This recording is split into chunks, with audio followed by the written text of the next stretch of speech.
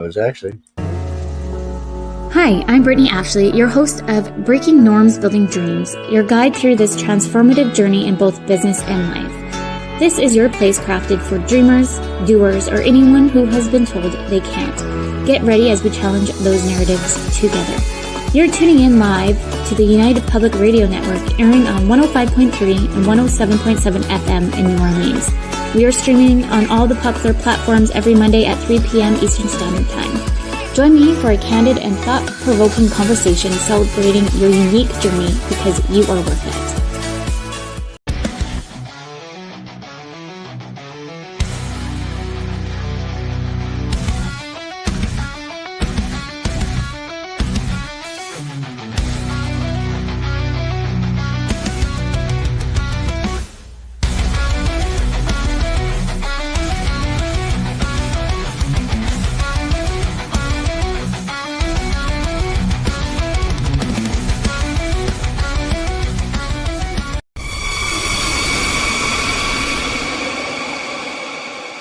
Are you ready to explore the unknown? Dive into the world of the strange, mysterious, and unexplained with Eerie Expeditions magazine. Each issue is packed with spine-tingling tales, cutting-edge paranormal investigations, and exclusive insights into hauntings, cryptids, UFOs, and more. Whether you're a seasoned investigator or just love a good ghost story, Eerie Expeditions magazine has something for you. Join our growing community of truth seekers and adventure lovers. Subscribe today at EerieExpeditionsMagazine.com and unlock the secrets of the supernatural. Are you ready? That's EerieExpeditionsMagazine.com, where the... What's out there? What creates the shadows in the corners or the creatures of the dark? Who are those on the other side? What do they have to say? This is the Gateway Podcast. This is not your normal style of paranormal talk radio. Brought to you live from United Public Radio Network, 107.7 FM New Orleans. Welcome to Negotiating Happiness, the show that helps you find happiness, success, and balance in your work and life. I'm Adriana Fiestra, your host for this journey into entrepreneurship and personal growth. We're broadcasting live on 107.7 and 105.3 FM in New Orleans as part of the United Public Radio Network. We explore the latest strategies, insights, and stories from successful entrepreneurs and experts. From managing stress to building a thriving business, we've got you covered. The Power Agency is built for those who move like predators, decide like weapons, and execute like their life depends on it. You're either fully in, or you're invisible.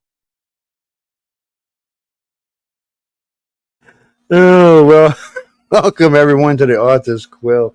That's Beyond the Matrix. That last one you heard, that's kind of a new promo for Fred Smith's show, actually. We'll just say he's X a lot of things from the Marines and leave it at that.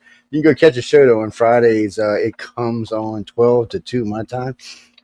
He's a local Cali boy, so out there it's 10 o'clock in the morning for anybody out in Cali wanting to listen to him early in the morning.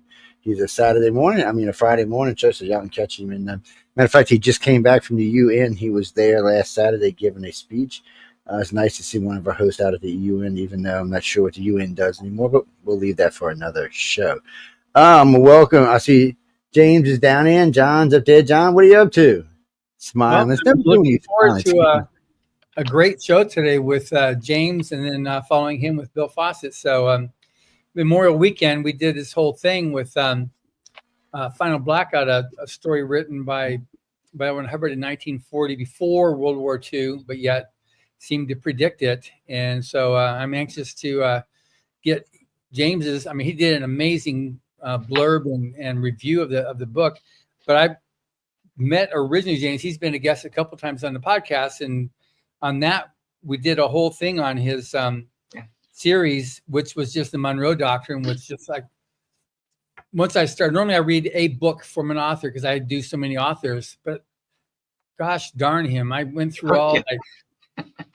Was it 8 books in there or 9 books? Yeah, we just finished the 9th one, actually, post-war, which is basically encompassing the whole thing and talking about that and laying the groundwork I'm actually for what so I haven't comes read after. number 9 yet. So shoot, now I got number 9 coming up. Yeah. So anyway, he hooked me, hook, line, and sinker, man. It's like, whoa, because it's so close to what you see in real life right now, seeing that stuff. So anyway, so I'm all anxious about this interview coming up today. Yeah, there's always off world if you get bored. So, Yeah. I mean, you know, it's Elon said it to Mars. So. And it comes, your books are like, what's happening? That's kind of, I mean, it's cool, but at the same point, it's kind of scary because, you know, you write these things as fictional stories, you know, just, hey, let's explore this. Let's red cell an idea. But then you start seeing some of it coming to pass. And you're like, huh, interesting. It gets a little weird with me. So, well, you know, I had just finished up Mission Earth. John had given to me the audiobook, and it is amazing to me because how old is that, John? 30 years old, 40 years old? In the early 80s, like in 1981. So the amount of political stuff in there that's relevant today is amazing. Yeah. It's literally amazing to see that much in there. And I've been noticing more and more authors, not all of them, but a lot of them have been hitting, how can I say this? The political environment in a much more solid way, or maybe that's not quite the way. They seem to be encapsulating what's going on before it's actually going on, which is nice. You know, it's nice when your book comes out and this is kind of going on or semi going on, because we don't want the end of the world or anything like that. But you know, it is kind of cool to see. But his book starts in, is it 2027, James? Yeah, ours starts in actually the end of 2024 and then rolls on through. And so it was capturing it right at the end of one administration and then rolling into the next administration. Right. So right now we're in the middle of World War III with your series timeline. Timeline wise, like, well, the Monroe Doctrine one, that started at the end of 2024, and then the new one that we have in the summer that'll come out, that one's going to start in 2033. So some of the opening stuff will be back maybe 2032, and then rolls into 2033, and it kicks off right there, May Day, basically. So, got it. Yeah. Wouldn't So doubt that's the kind of stuff that you like, because you like near future science fiction, Joe. That's what he writes. Yeah, and I always love some good near now science fiction. Which is big for too, because we have the sci-fi that really started as a palate cleanse. I enjoy reading it, I just never wrote it, and created that Rise of the Republic series where I took the same thriller style. I just moved it to the timeline. The prologue opens in 2075, and then chapter 1 opens in 2090. So we're really close time-wise. We're not that far in the future. So you have a lot of tech that is in the works now or would have been further refined by that point. And it's kind of fun to look at that, because what we see happening now, it's not that far off. You know, going out, the stuff out to Mars, the colonizing efforts, the tech's there. It's just baby steps to get to it, to implement it. You know what I mean? You know, Drox is fixing to go to Mars. So when little baby X moves to Mars, it is on, people. All those little satellites Elon's been putting up in space are going to turn around and kill us all. Oh, I know it's not hard to do, though, because like you say, when I guess Mars and Earth, every 2 years they come really close to each other. So that's your window. And so it's a unique idea. You know, you put a bunch of these starships up into orbit, you fuel them up there, you load them up with a bunch of equipment and these Optimus robots. You send the crap ahead of time. It gets there, it lands, they start doing their basic stuff. And you have several iterations of that. And then by the time you actually get to a manned people going, you've had this operation going for 4, 6, or 8 years. And at least, you know, I know he said he wants to have 50 going and coming all the time. Because he said he did it. He wants to do it this way because everyone's always said Mars is a one-way trip. He said, I don't want it to be a one-way trip. He said, if people want to come back, they want to be able to come back. But you know, for old people, I should say older people in their 50s and older, Mars is a good place. It'll extend your life by 30 or 40 years because, one, there's no more pressure on your joints from arthritis, from all that gravity pulling down. Also, your heart will work way less, so your blood pressure will come down. There's a lot of benefits for old people to live on Mars. Young people's not as much, but for old people, there's quite a few benefits. So, and of course, if you know Elon blows up the planet, it'll be a nice place to go live. I'm telling you, I look. I've seen the movie Moonraker. I know what's coming, y'all. I'm telling you. Little Drax, little X is going to turn into Drax or Damon or somebody. He's taking over. Oh, man, I'm worried. See, that's a good thing to write right there, James. Write it up. Yeah, no, I It's got the good. next one will go after this. We have this next I think World War III type thriller that'll take place in Europe and the Pacific. Following that, that's really going to be more another series based a lot more on the machines, where that really is kind of headed, because that's it. In the sci-fi series, we talk about that AI war that took place in the 2040s, 50 range, and Monroe Doctrine. When that ends, that ends basically where they were on the cusp of releasing that. So the series that we'll be doing is that bridge series between the two. So that one will come out with this 25. So it's probably to come out about 2.5 more years. This one we'll start dropping that one. So yeah. Now you were like 20 or 25 years in the military. Not quite. So I did 10 years in the military, and I did another 7 more years supporting and working as a contractor, DOD, and then State Department, the two. And so spent some time interacting in that, and then you have a lot of grist for your typewriter mill to write your stories. Yeah, I've got a lot of experience, like actual experience doing some of these different things. So when I joined originally in 96, end of 96. I went to basic training on the Army side in January of 97. So, I mean, I remember pre 9/11 what it was like during that, that peace dividend army, so to speak. And our big thing we were dealing with was, Bosnia and Kosovo and that whole dynamic there. And then we had the whole GWAT. And then, in 2010s, you had the next evolution of things. And now we're dealing with, the rise of AI, autonomous weapons, China and Russia, and dealing with that whole avenue. So it is interesting because I've worked, I was enlisted. So, I mean, I worked in a self-propelled artillery unit where you're calling artillery rounds and you're doing that kind of stuff there. And then in Iraq, you're actually in a war. You're seeing what it's like and how that works, the logistics,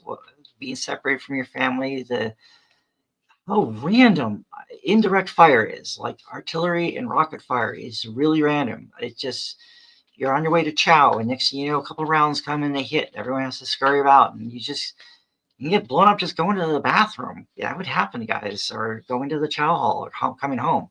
IEDs were a total nightmare to deal with too. And I see, like Ukraine, how it evolved from what we were dealing with to in Ukraine, where you have drones now taking essentially an IED instead of on the side of the road. You're slapping that bad boy on a drone like a video, like Call of Duty, and now you're just pointing them right in. So this whole evolution is just amazing to see. But as a writer, I've experienced it on the grunt side, where you're in an MRAP and it takes some gunfire. You can hear it pinging off there, so you can incorporate that feeling when you're writing it. And then as a contractor working at U.S. European Command, I've been there where you see these war plans and you understand like what goes into the logistics to deploy a brigade or a division to go up against the Suwalki Gap, and how do you keep that thing fighting, the supply lines, the logistics. It's really kind of fun to write some of that, to integrate that in, because readers enjoy some of those details. They like seeing how this works. Like understanding that and then telling the stories of those guys doing it, because they're not Navy SEALs, so they don't get that glamorization. But without them doing their job, nothing else happens. And so sometimes explaining that and helping to educate and entertain readers with that whole process, it's informative. They genuinely like to read about that and hear that. And a lot of their family, people are more likely to have served in those types of roles too than as a tier 1 operator. And so they can relate to that a lot more too. And it'll make it easier too. If it ever makes it to a movie, it's easier for them to put that onto a screen, because you've kind of given them the feeling of what they need. Because if you've never served and you've never been in combat, you've never heard a bullet, or I was trying to explain to a friend of mine. I said, I said, when a bullet, I said, it's really quiet when you come by. I said, all you hear is like zzz, until they hit something. And he's like, what? I said, yeah, it's just like a little buzzing sound as it goes by. He said, you're kidding. I was like, no, it's just none of that blowing shit up or screaming, hollering. It's just, I said, it's just a little sound coming on by. And I said, and that's if it's coming out of a rifle barrel. If it's not even coming out of a rifle, it doesn't even make a sound. I said, it just comes over and then it hits you and you're dead. It's like, You don't it even know was what like, that's the problem. All of a sudden you're hit, they're traveling so fast, you're hit before you hear it. So, I mean, yeah, I what tried to one explain minute that you to hear it, him. the next you're dead. And that's I just said, how fast things happen. I told him, I said, if you hear the bullet, then you're okay. He said, what do you mean? I said, it means a bullet went past you. I said, The one I you said, don't hear is you got to worry about. Same thing with like artillery rounds. It's the yeah, ones that's they right. don't hear that are a problem. You're dead then, or at least messed up. But if you haven't experienced it, it's hard to get that across to people. It's if you look at my career, it's kind of funny because I was in the Navy for 9 years, but you can only see 3 of them as far as Blacked out.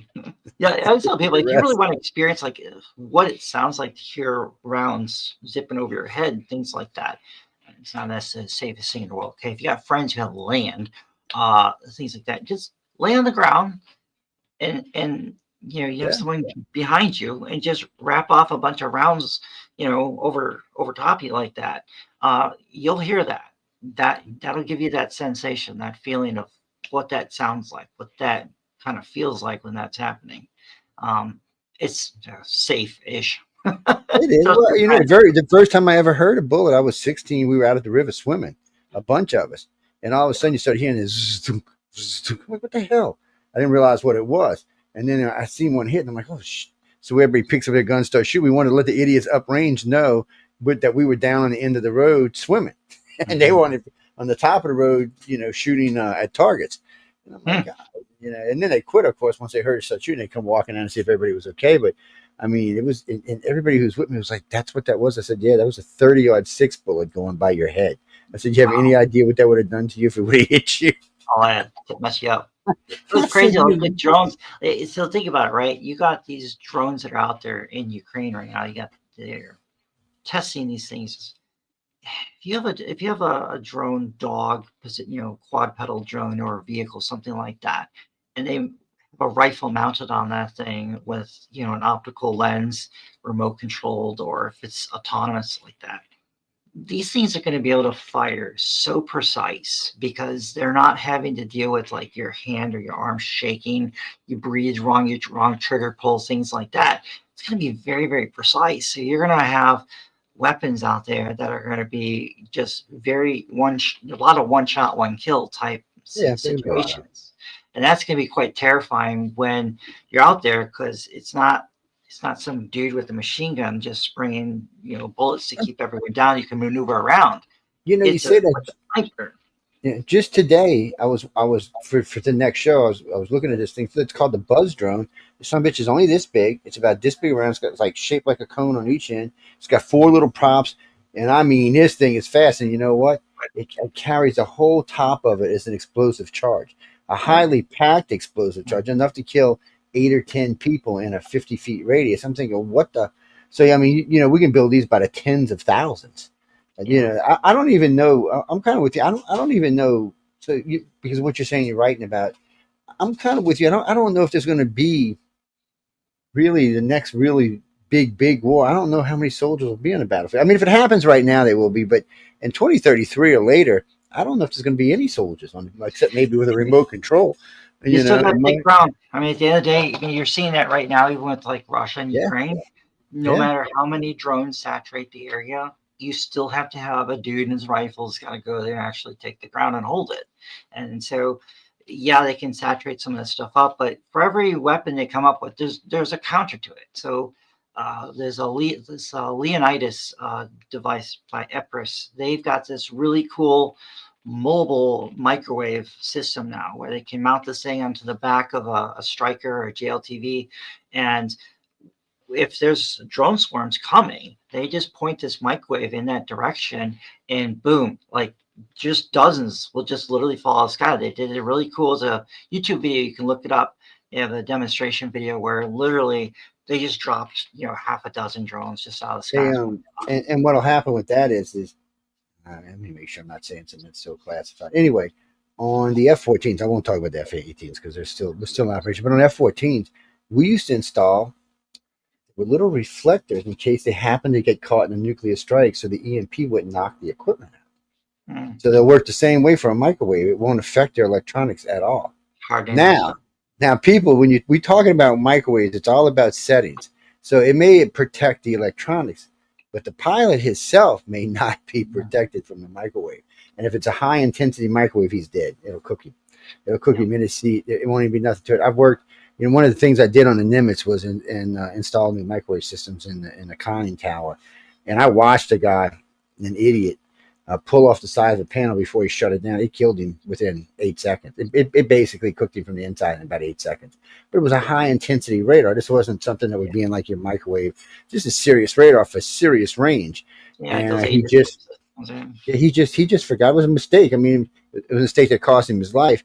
And he made another mistake because when we take the panels off, we always take them off from the side and turn them so that the panels in. That way, if there is still something operational, it'll hit whatever's over there.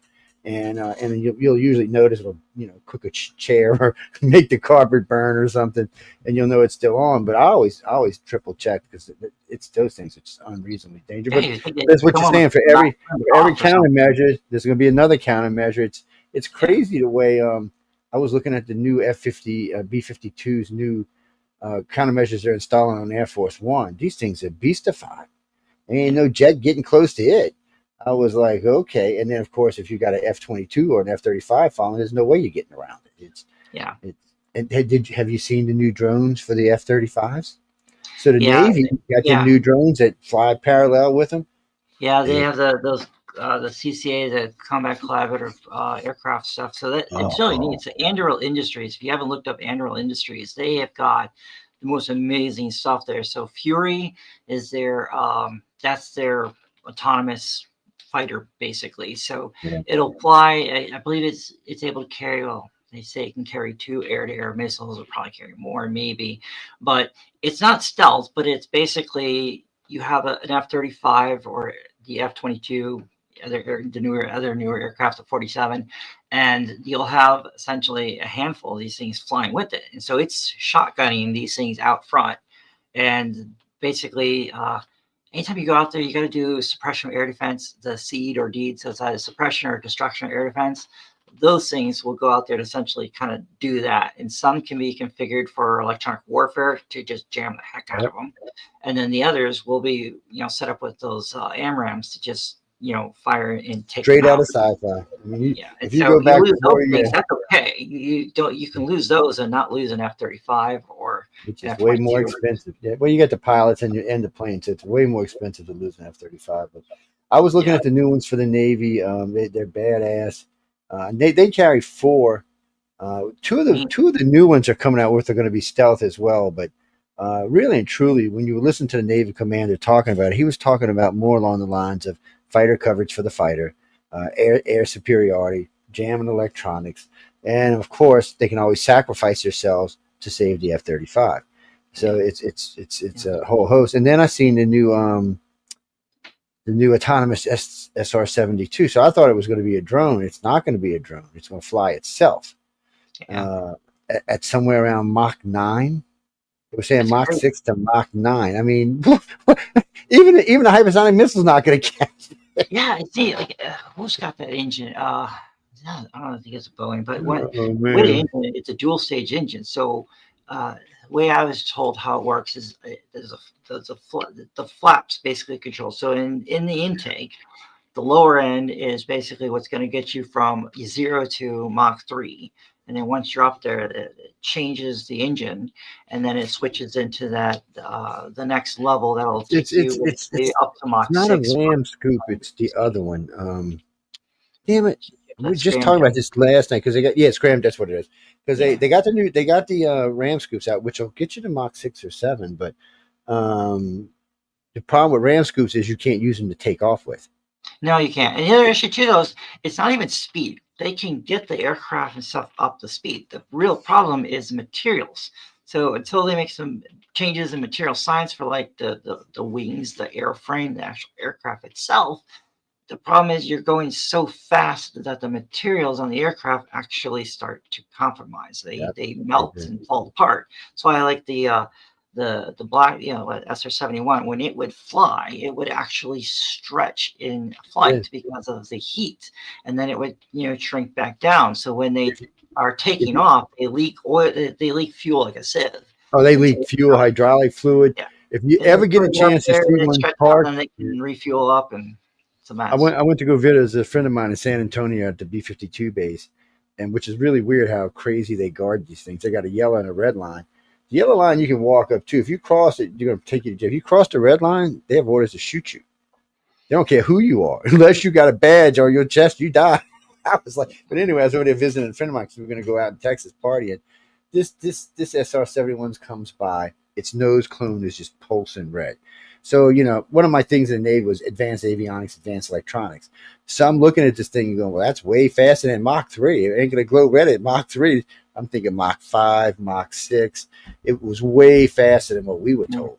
And I mean, it blew by it was like the whole tarmac just shook as this thing came by. And then I remember I was at one of the NASA bases and I was on a special assignment for electronics. And I'm sitting there looking at this thing and I'm watching. I'm talking to the pilot. I'm saying, you're going to fly this piece of crap? Look at it, it's leaking out. I mean, look, it seriously was leaking everywhere. I mean, it was puddles and puddles. He said, oh, we put extra in when we get up there. He said, it leaks so bad on the ground that we have to refuel when we get it up in the sky. I'm like, great. He said, yeah, they'll refuel us probably within about 30 minutes of getting up. I'm like, wow. He said, but once it gets up there, all of this stops. He said it flies like a beast. I'm like, well, I don't doubt it flies like a beast. But it's like, crazy. Even with carrier operations, right? That's a problem they have with the fighters is, the F-35s. You lose your stealth if you take anything outside, if you carry weapons outside. But the problem is when you have aircraft taking off and they've got their full loadouts, so F-18s, things like that, you run into a fuel problem. And so because you're going to burn a ton of your fuel just getting airborne, so you have to have tankers top off, right away.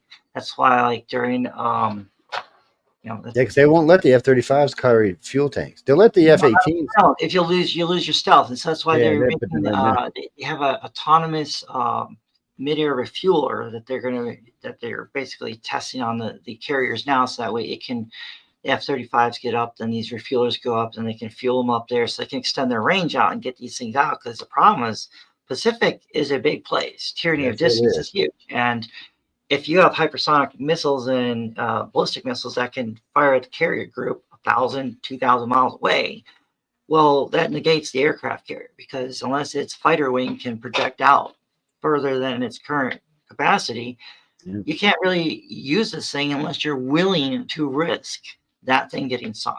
And you've got 5,000. That's the thing. So you've got 100 and something jets up there. Only about 80 or maybe even 70 of them are actually fighters. And you're going to have 35 or 40 of them out and about.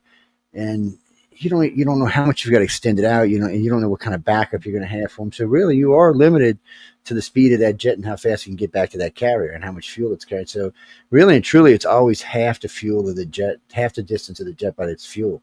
And if you've gotten it, you can extend them, like you were just saying, but there is a spot where there's the point of no return, and that ship does become vulnerable. Now, granted, it does have a carrier group with it, and it will have a strike force, and the destroyers are ordered, well, not the destroyers, the frigates are ordered to get in front of any missile coming. If they can't knock it down, they're supposed to pull up in front of it and let it hit them. And also, we'll see if that actually works. No, they did it in World War. No, they wouldn't. They did it in World War II several times. But today the frigates are different. Everything is stealth. The Navy's all stealthed out. I don't know how well that's going to work in today's Navy. And if you haven't noticed, a lot of the new ships are only high. John, did you know? Did you know? Oh, I don't remember when L. Ron Hubbard died. Did you actually meet him or No. He's as close as I've got to meet him. This is John.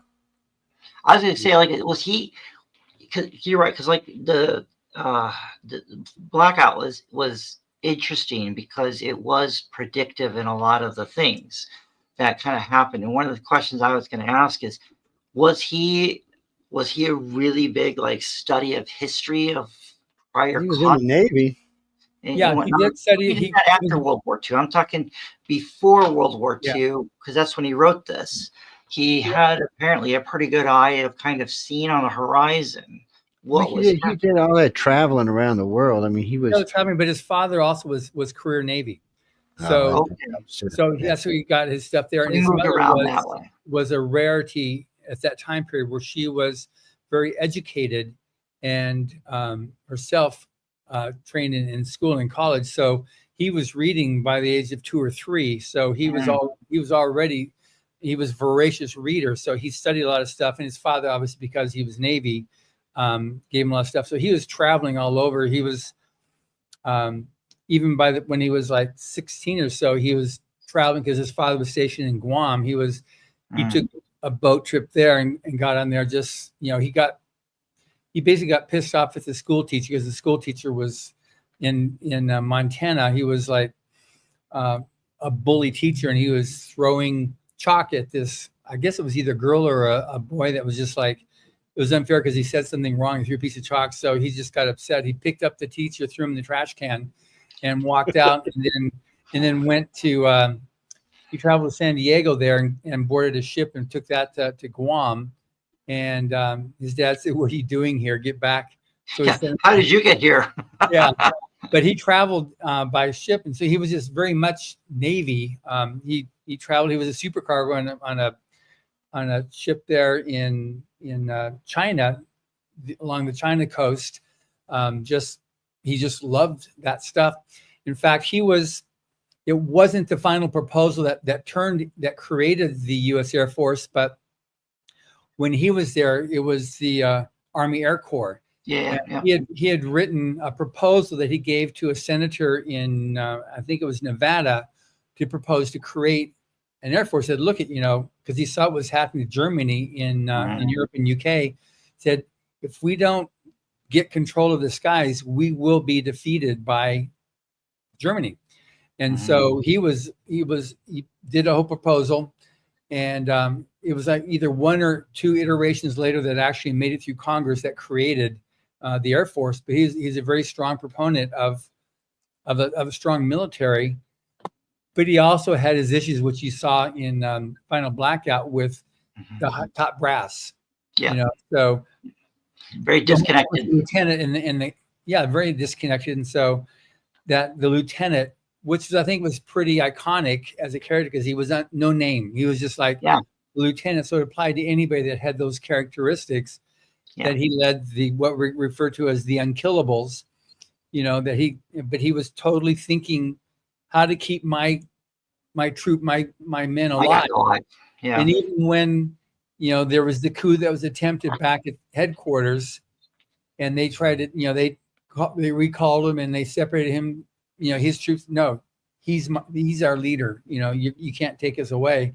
And it just, to me, it resonated with like really true leadership, and that's why I was really excited about doing this thing with Joe on this episode, and what you had to say as well on your review of the book, because it is about leadership and what it's with some of the craziness that's happening in America today with people that feel like, well, I'm owed this, and this is just something that I don't need to love it or leave it. I deserve it. I'm. And it's not, it's not what it is. And so what he communicates in the value of what a true leader is, it really validates what we celebrate this Memorial Weekend. And people, who don't have that reality, maybe what we're talking about right now, and definitely people reading that book can get that, a reality of what we are celebrating and the importance of having a dedicated army or military, and what people are doing to actually ensure that we do have the ability to even have a country where you can say something bad about your country and not be locked up. There aren't other countries. It's a volunteer force. We're not a conscript draft army. Right. We're volunteers by choice to do this profession, to do this job. And it has, there's good things and there's negative things. I'm of the GWAT generation that was the first generation that fought a long-standing war without a draft. And I can tell you that sucked, because it did put, unfortunately, way too much strain on the service and those who are in. And I think as a country, we are paying consequences for that, because we put too much onus on too few, instead of kind of spreading that out But the concept of a professional force is far better in the way to go. I do kind of wonder that perhaps in a future conflict, though, that maybe we would be better served, however, if we did integrate in some sort of draft into the process, just from the purpose of that. It wasn't right that many of us would go repeatedly, go back, But, you come they back actually here, they and you're broke the going rules. again. But they broke the rules in Desert Storm and all those and all that stuff in the Middle East. So I was always told, since you volunteer, because I joined the service as a volunteer, I wasn't drafted, and I was always told, okay, 2 terms, you can volunteer for a third. After that, no, you're out. You can't go back. You're out. Get out. Go home. Don't come back. Matter of times, they even discharged you from the service. For some reason, they didn't do this. Because I was talking to a lot of friends. I had friends over there who went 5 times. Oh I yeah, was like, or more sometimes. Yeah. yeah, and well, you know what? A lot of the people, I don't want to get into Yeah, too much, yeah, but a it lot of was a people, long war. Iraq was yeah, well, 7 years. Afghanistan, 19 years and 10 yeah, months. 19 19 years and 11 years. months. These And there weren't was, short wars. yeah, a lot of security people. I met 2 of them, which are hosting this network, will tell you that they spent sometimes 8, 9 years just there. Yeah. They weren't even coming home. They get sent to Europe for a break. And the ones that married, they'd fly their families in Europe. They were still not coming back to the States. Though I was Or you like, get stationed in Europe, you're stationed there for 3 yeah, years. But yeah, you yeah, end they up get having stationed 18 over there. months in Iraq or 18 months in Afghanistan. And part of the My problem is, wife was a you're like when we went, we had our train up, then we were gone for 6 months for training, then we were gone for a freaking year, and we came home, and we were already going to be rotating back within 9 months yeah. of coming home, and we'd just been gone for 18 months. And so that's tough to do that repeatedly over and over. They were doing it. They wanted. It was like they were trying to max. And I understand using trained people, but you know what? Okay, take half the trained people, send them back with new people, give the other break. An But extended that was the vacation. problem. The force is only, I think at the time, I think the Army got up to 520,000 at the time. So Yeah, when you have 120, 130,000 in Iraq, you're talking like 1 in 5 are over there. And then you still had, another 40, 50,000 in Afghanistan at the time. So we were forward deployed. You're looking at essentially 1 in 4 people were deployed. And so that's what's there. Another one in 4 is in the train up cycle to deploy. So you have essentially half of the military either deployed or trained to deploy, and that leaves you the other half for training and recouping, whatever. If we were going to do something like that, repeat it again, honestly, the better way to do it would literally be to never double understood the it either force, because or you need we. to draft. I don't know why we weren't taking more troops out of Europe for this, because we had a lot of troops stationed. We still have a lot of troops stationed in Europe. It would have been easier to take some of those troops, well-trained troops, bring them to Afghanistan, replace them with American troops, let them train in Europe like a lot of them did. But they weren't even interested in that. They were like, no, it's not how we're going to You do bring it. them back and train them or something. I mean, because you're always going to have new people coming in. You're always going to have new. So if you'd have took like some of the people deployed in Germany and brought them into the Afghanistan conflict instead of just taking the Afghan people, sending them back and forth, it would have gave the people more experience, in Europe. But I remember one of the generals was talking. He said, "Well, no, we don't want to do that. It confuses the soldier because it's 2 different theaters." I'm like, "Okay, yeah, one's a grassy theater, one's a desert theater." I said, "I'm thinking most normal people can figure the difference between grass and sand." But still, I mean, I watched us crash 2 helicopters because somebody didn't know to cover the breather. So, I watched us get tanks stuck in because we weren't cleaning the filters. Sometimes I just wonder who's running our military. That's all. You got good people, you got dumb people. Yeah, I don't know. But one thing too is like back in, like I missed the draft by about a month when I was, that was Vietnam. But see the problem there too, and people looking at it, it's so divisive today. It's so like polarized. It's almost like nothing compared to what it was in the late 60s. Yeah, I've heard that. A polarized nation, fighting a war that was not worth fighting at all, in that whole no business being there. It was crazy. And so you had this you had this group called Crosby, Stills and Nash, and they had this song that was very popular. They don't get played anymore because they were like the counterculture, but there's a song called Ohio. And that's where Nixon had sent in the National Guard and killed for the students that were protesting there. It was so volatile then, but you didn't have the social media. You didn't have, that stuff going on back then. But it was really amazing there. Just the counterculture, the music that was going on, that was the protest. A lot of the pop music at the time was total protest to what was happening. And so you really saw a country divided back then for sure. And Nixon was like, he was definitely Mr. Bad Hat. Even, even Owen Hubbard wrote some stuff about him, what, his blacklist that he would keep to on people that he wanted he did stuff, but he ended the war, and he had the first meeting in space with the Russians, and there's quite a few things Nixon did was actually good. It's just he was an idiot and got caught. It was a war they didn't want to win, and that's the crux of it. Yeah. It's like it is true. We have an incredible military force. Our problem is we're not allowed to win.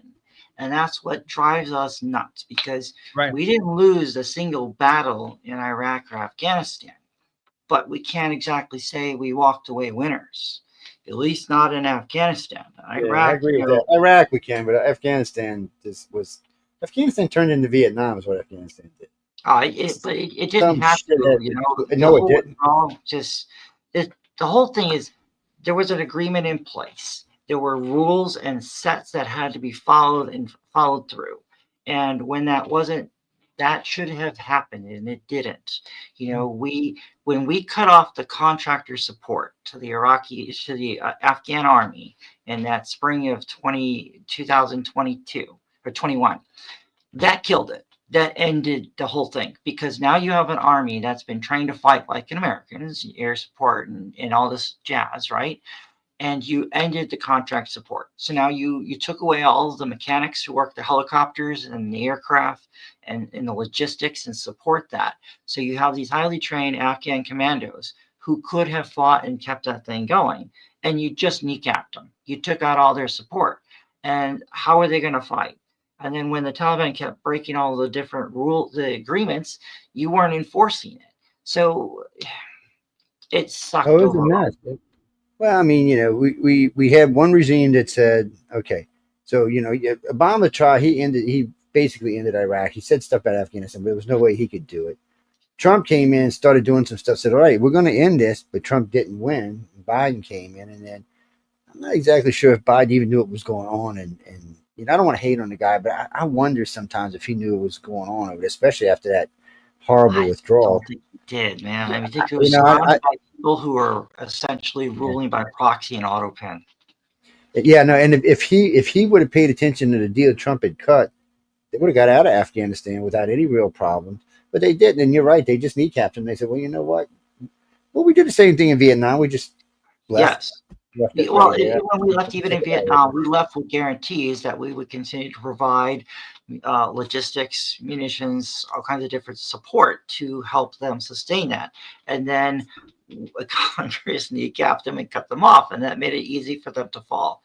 And it just sucks that we treated it and did it that way, because we have historical examples of this happening. We know better. We know what not to do and what should be done going forward. We just have to have the people who are willing to do it.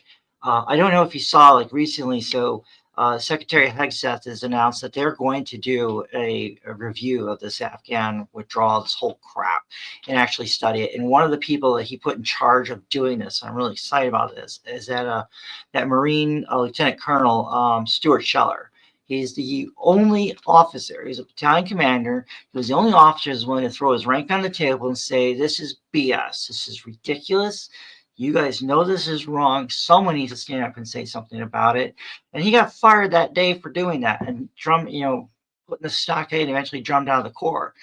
That's the guy who's now going to be leading this investigation, and rightly so, because we need someone who can hold these people accountable, because we can't do this to another generation of veterans, to another generation of Americans. We cannot repeat this again. I We agree. owe Man. it to We the can't country. keep sacrificing our citizens for whatever. Now, one thing I wanted to be able to throw in here, because one of the things that I did here when I sent around that book for you to read, Joe, and for you, James, is we've got the that poster that we wanted. What we've got is Frank Frazetta painted the Lieutenant, which is the current cover for Final Blackout. So, Joe, I sent you the image, and I told you we made a thing here. So I've got, between this hour and next hour, we got 10 posters that we will mail to anybody in the continental U.S. And then anybody else that, Joe, you want to work out that we give it to, we can also send them a PDF of it. It's expensive. You know what I should have done? I put it up. We were giving them away on all of the Facebook and Rumble pages, but I should have added your email. So when we get done today, I'll do it again, and I'll make sure your email. So I don't know why I didn't put the damn email on. I was just in a hurry. So I posted we were giving them away on the show. Well, I don't know, like 10 Facebook pages and 2 or 3 Rumble pages, and can we put the image up on this show right now so people can see? I think I can. Let me go check it. I got it somewhere. I know I had it out a little while ago. Let's see. Yeah. Let's go find Because you made so James, you sent me just an amazing blurb about this. Do you remember what you said there, so that people can hear what you said about the book? Let me go back and pull it back up here again. I liked it because it was good writing. Should foreshadow and tell things and put you in the moment with the characters and be able to do that. And that was one of the things I liked about that when I was reading that. Those are some of the things that I liked about it. See, where did I have that? Yeah, we've got here. I'll just read it because I pulled it up here. Quite a fast, I can. Okay, good. Yeah. So long before the road or Station 11, Hubbard crafted the definitive post-apocalyptic journey in Final Blackout. What elevates this classic beyond its contemporaries is not just its unflinching vision of collapse, but its powerful argument for what makes rebuilding worthwhile. And then you said it's a timeless study of leadership in crisis. You said there are some books that age well, others that don't. Final Blackout, written in 1940, is one of those rare books that stands the test of time for all the right reasons, like Robert Heinlein's Strange in a Strange Land, Joe Haldeman's The Forever War, and John Scalzi's Old Man's War. Hubbard's incredible storytelling ability is on full display as he manages to capture the details and nuances of war, conflict, and the competition of competing ideas. His unique way of storytelling, of painting a picture that I can visually see, taste, and smell, is what sets him apart as one of the literary titans of the 20th century and an inspiration to future authors.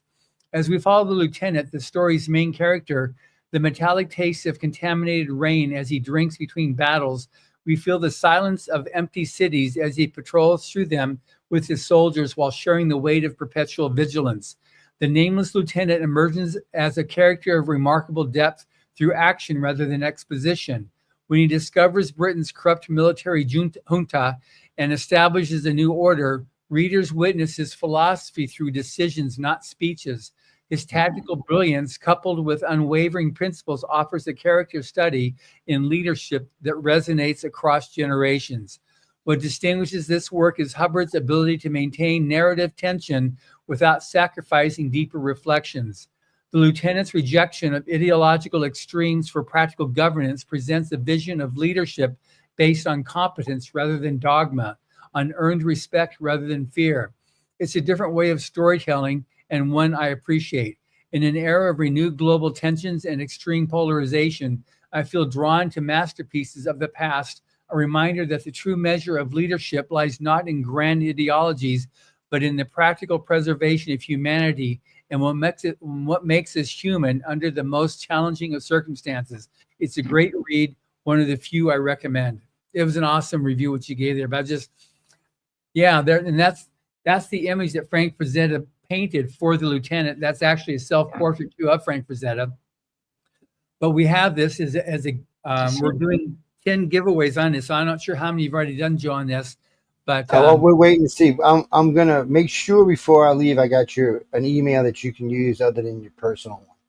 I don't want to send everybody to your personal one. And and he'd come up. I don't have Bill's email. I thought I had his email, but I don't have it. It was neat how he was able to craft the characters and kind of do that because, like in John Scalzi's Old Man's War, one of the things I liked about his main character is Yeah. character was always leading from the front. He was always willing to be the example, to step forward, to be the guy to do the dirty deeds, to be there with his soldiers in the action like that. And that was the same thing that was demonstrated with the lieutenant. With this character was always willing to be there with his soldiers and people he was leading. When you read like Band of Brothers, when Ambrose wrote that, and you come across a character with Dick Winters and dealing in when they were in England, and you got Sobel, Captain Sobel, and the dynamics between those two, right? And there was that part about the court martial, and Sobel's like, come on, Dick, just take the paperwork and move on. And he's like, no, I'll go ahead and stand for trial for this because it's about the principle of the thing. It's about what you're doing or what you're proposing was wrong, and I'm standing on principle, and I'm going to take this to the next level. And it got to the, eventually to their battalion commander who's like, look, dude, this is ridiculous BS. You're going to squash this thing because I'm not going to have all my NCOs and his company just up and quit because they don't like your leadership, And he ended up it forced him out. Sobel made the wrong call, and he ended up getting forced out. And Winters moves up to number 2, and then eventually takes over. When they land on D-Day. That's a good contrast because not a lot of writers they don't always do that. And it was neat to be able to see. You've got Hubbard does that. You had Heinlein does that with his character, like say in Starship Troopers and some of the others. And then Scalzi replicates that. It's one of the things I try to do with some of our characters as well, is that whole burden of command requires you to lead and be the guy in the trenches with your people, make those tough calls, and be able to throw your rank on the table when it needs to be done, because you can't sacrifice these people. These are lives. Every one of them represents a life and a family. And I can tell you, I ain't gonna fight and die for an idiot.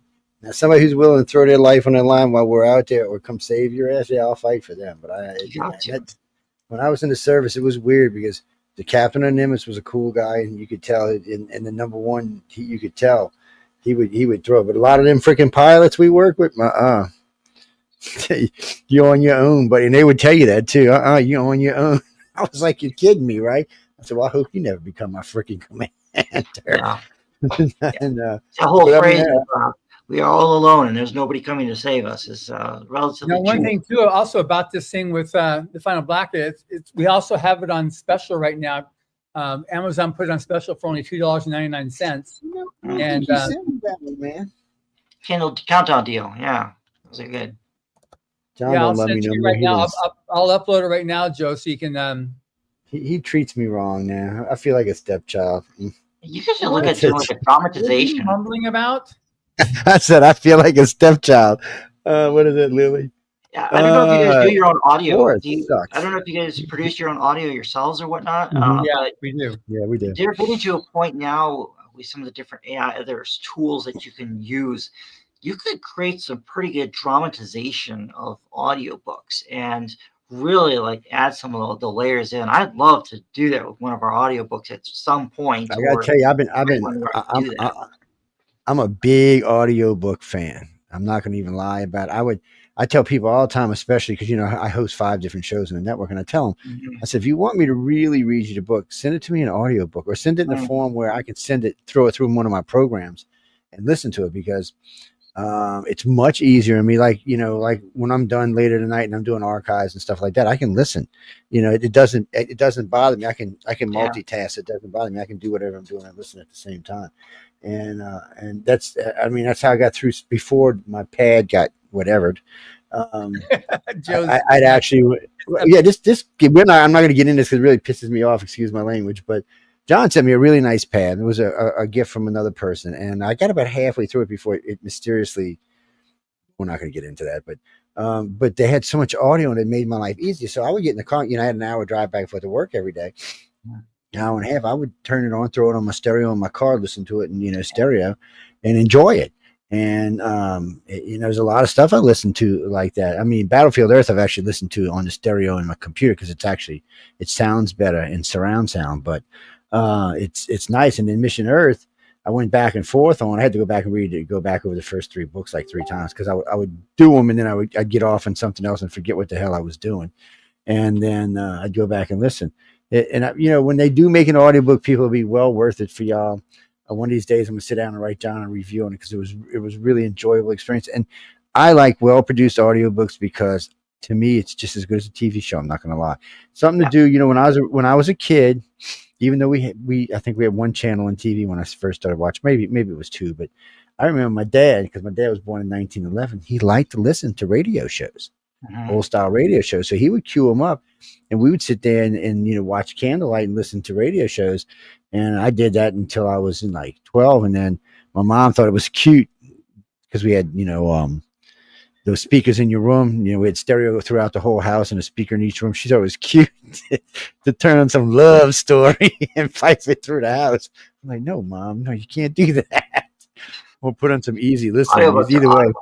I like audiobooks. All our stuff's in audio too. That's something I'm really proud that we do that. But I like the audio because as a writer, you sit on your duff a lot, oftentimes too much. And so for me, audiobooks is a great outlet too, because I try to get out and walk. I do some of these little like walking, running challenge type things just to keep active. And when I go out, that's when I tend to read or listen to books is while I'm out doing that. So you go out for, usually I try to get about 2 to 3 miles a day in, and that's when I can listen. That's when I do a lot of my stuff is listening there, and alternate between like nonfiction. I tend to focus on reading historical figures, like books about, like, say, Elon Musk or some other big inventors and creators, or some, and then obviously fiction. If I'm writing sci-fi, I don't read sci-fi. I read thrillers. If I'm writing thrillers, that's when I switch. And so I do try to. That makes sense because I mean you're kind of reading it as writing it anyway. So I guess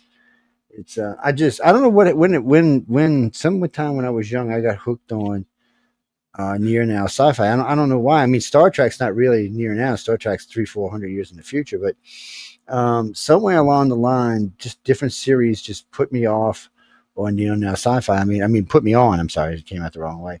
But and today, I still watch Babylon 5 every once in a while. Yeah, Babylon 5 is pretty cool. So I stuck that link in there, Joe. I gave you a Bitly as well, which is a lot shorter than a big long thing there for the Final Blackout on Amazon for $2.99. Yeah. And I see we have a new guest. Yes, there's good-looking Bill down there. Look at that good-looking sucker. Let's. Wait, we don't want to see my ugly face. Hold on. Sorry about that. That was a little scary there for a minute. There's Bill. There you go. How you been, Bill? Life's treating you good? So far, so good. Hello, everyone. It feels like a year since I've seen you. I know it's only been like 2 months. It feels like a year. Well, it should be 2 months. James, have you met Bill? I'm meeting him now. Yes, Bill is an interesting character. Him and I have had some really interesting conversations over the last couple of years. I'm not I'll sure. see you home. They both write near future military science fiction. Good stuff. Love it. He's got a boss lead. He's got to watch. I should kick him in the butt. I see. How is the boss lead? You good? As always. Y'all headed to Dragon Con this year? Sort of have to. I'm one of the senior directors. I know you do. Well, I know you do, but I've asked her. Writing workshop at it, so she. Okay. No, okay, good. I look forward to seeing you this year. I hear there's a lot of people coming this year, so it ought to be interesting. James, you ought to come. They get a big crowd down there. I'll get there. One of these years, I'll get to Dragon. You got to come, James. Just put an app in by about February, and we might get. Should be no problem. Sorry, I'll have to do that. Yeah, we're trying to keep it from growing too quick again. In 2019, we had excess of 90,000 people, and it was just too many. And we've been we don't advertise. We've been limiting memberships ever since. Right now, it's wide open, so people can sign up. Well, I can see that because they get a little crazy. I mean, it's big. I mean, what is it? 4 hotels, 5 hotels? I mean, it's insane. It's neat. I always lose 10 pounds when I go down there every time, which, I can use, but still, it works out. And, I actually give advice when people telling me to go. I said, look, about 3 months, 4 months before you go, you need to start walking, get some exercise in, especially if you're a little overweight, get some walking in, get yourself healthy. Like when you've been doing this for a while with Dragon Con, what do you enjoy the most about it, or what would you like to see it grow into or expand into next? Well, I like it the way it is. Thank you. I don't know where we would go from here or why we would go from here. We're already covering almost everything related to the genre. Yeah. And there's 3,300 events over 11 major buildings or floors of buildings. And that's why we keep Joe walking. Yeah, I keep you walking a lot. And what I enjoy about it is providing something that so many people enjoy, because I don't really attend it. I work at it. Mm-hmm. So, but seeing all those people streaming in, doing what they want, listening to Bill Shatner or somebody talk, it's always very satisfying, because it's what we spend all year working on. Yeah.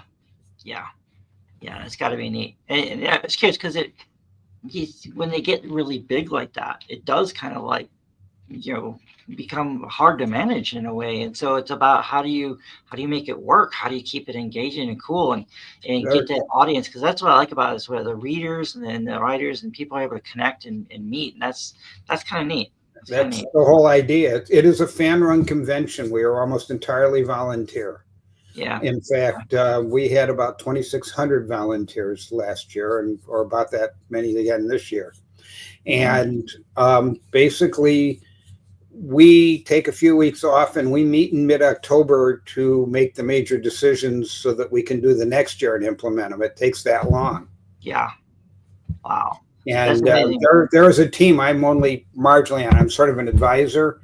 And there's a team of senior directors that I guess the average one has about 20 years experience with this. And they gather regularly and then guide and it's just a cooperative effort from the new volunteers on up to us and the office to just create what it is. And we don't really make decisions to make big changes. They sort of evolve at us. People want them, people suggest them, the fans tell the directors tell us, and something happens. So like the tracks will change regularly. Not too regularly, but we introduce new tracks and ones that are of less interest, that kind of thing. No, it sounds fun. I'm looking. My kids are little. They're at that young age now where it's 5, just turned 10, and then 12, and so you realize we have a complete set of children's programming for that age group. Several events and an anime theater that runs 24/7. Yeah, sometimes as a writer, you get stuck in your world, and next thing you know, it's like, holy cow, it's August, what happened? And you just get lost with the deadlines and everything you're trying to manage and do. And my wife keeps telling me all the time, she's like, you got to slow down a little bit. You got to actually try to go out to different events and different things like that. Sound like mine. To connect with people and be around people again. Oh yes, as someone who's been doing almost as long as you, James. Well, we used to have to get newspapers. Now we have our phones so that we can find out what day of the week it is. I know. And I have to figure out how to slow that down a little bit, because you're right. The challenge is you're going to be so engrossed, so involved that you're literally going to end up missing everything. And I've recognized that because my kids are at that little age. And so I'm trying to take that time where I can just be around for them to do that, so I don't miss all that. There are 12 to 14 novels from being grown and gone. Just keep that in mind. I know. I think we need an author to write a book about Godzilla stomping Atlanta during Dragon Con. Oh yeah, man, I'm gonna write this book. There are a number of books, and Larry Correa had us invaded by werewolves and killed off a whole room of people. He set one during Dragon Con. The fun part about Dragon Con was, of course, with the cosplay. Yes. Nobody noticed the monsters were there. They just got cosplay awards. That'd be kind of set up like that. Yeah. I'll have to figure out something. We're working on that, and of course, right now we're working on the Dragon Awards, which are a People's Choice Award. Anybody, you don't have to attend. Just go to dragoncon.org/awards and vote and nominate your favorite books, movies, graphic novels, all of that. So right now we're in the final state trying to get that going. It runs through July for the nominations, and that keeps us all busy. Too in the off season, so we really don't have a break. There's literally thousands, over 10,000 vote on that. Now, what made you settle on Atlanta? What drew you guys to Atlanta? What's kept you in Atlanta? The convention started in Atlanta. It was always in Atlanta. It was in July for the longest time, and then when we did a joint Dragon Con, World Con, they made us move it to Labor Day. So we signed a Labor Day contract, and now the hotels won't let us out because it's their slowest weekend of the year for rooms, and we filled the town. So they'd die they'd hate us if we moved. Why do we stay in Atlanta? It's been supportive. It's been welcoming. They let the parade grow. We have a parade. It started with a bunch of Klingons on motorcycles driving around the convention when we were in one hotel. And now we have about 3,500 participants and about 25 groups that go through and things like that. And we get massive support from the city for it. And the APD is great to work with too. The police department there. I appreciate that. They love us. Not in Vegas, that we have a really good event that's here in the Southeast, and that's not out west in Vegas, because there is so much out there. It's nice to have something on this side. I'm down in Tampa, Florida, so I'm not actually all that far away from. You're only about 8.5 to 9 hours drive. Come on up. No, that's not y'all in Tampa. That's what's his face in Tampa. And Atlanta's always been supportive, and Atlanta's also just a good town. I mean, the civil rights from here, and a lot of common sense, a lot of growth, a lot of science is a lot to do there. Yeah, and the movie industry's here. Yeah. So we've got lots of connections, lots to do. It's neat. One thing that's interesting, Joe, is like both James and Bill, they're near future military science fiction. They've got the mech soldier, all that stuff that's going on there. And at least the last time I talked to you, Bill, and when I talked to you as well, James, everything that's in there, which seems like so science fiction, is real. It exists, except for the battery packs.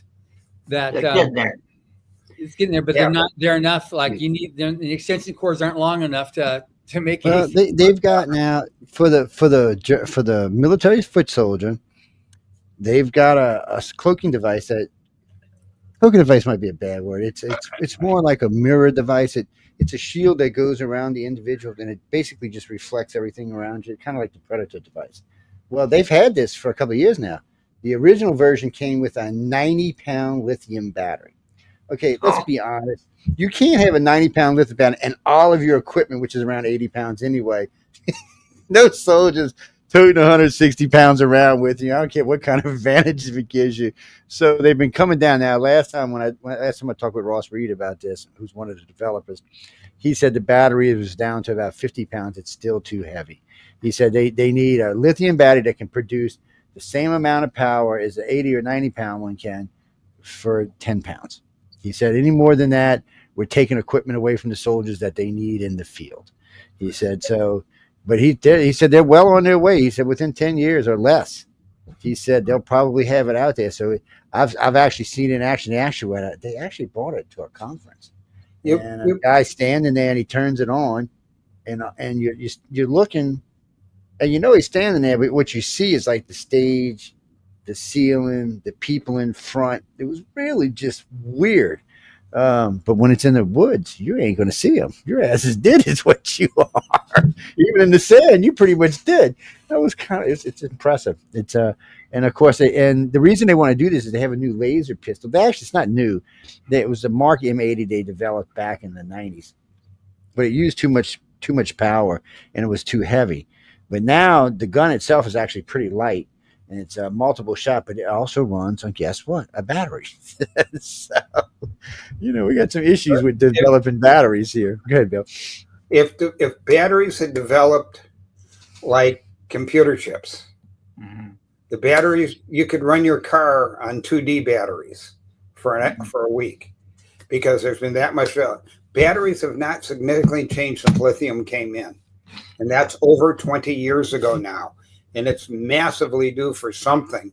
But I'm waiting to see. The suit I used, I have a military series called Blood and Armor. And it's the first book, Never Again, introduces these suits that are actually the DARPA suits that they've pretty much given up on. And the reason they gave up on them is the extension cord from the truck with a generator is needed at the moment. So they're not functional in a combat situation, really. And so they ship them over to another country. And lo and behold, woof and poof, and there's a battery that'll work them. Yeah. That affects everything. But that battery is nowhere right now. No. It's nowhere where it needs to be. Yeah, and it does point out that when you're using new technology, there is another awkward side effect if you spend all day in a power suit. Well, what do you think about this, though, Bill? So, don't forget they catch on fire sometimes. Go ahead. I'm sorry. The whole concept, I actually see it going is the battery suit. I think was amazing, but where I actually think it's going to head though is where you've seen like Tesla's Optimus, right? I think in time you're going to see a militarized version of that, where I already got it. And the way I think it'll be slightly different is one, you obviously will have a version where you would have a machine semi-autonomous or autonomous like that. But I actually think one of the other ways we can actually see it would be as surrogates.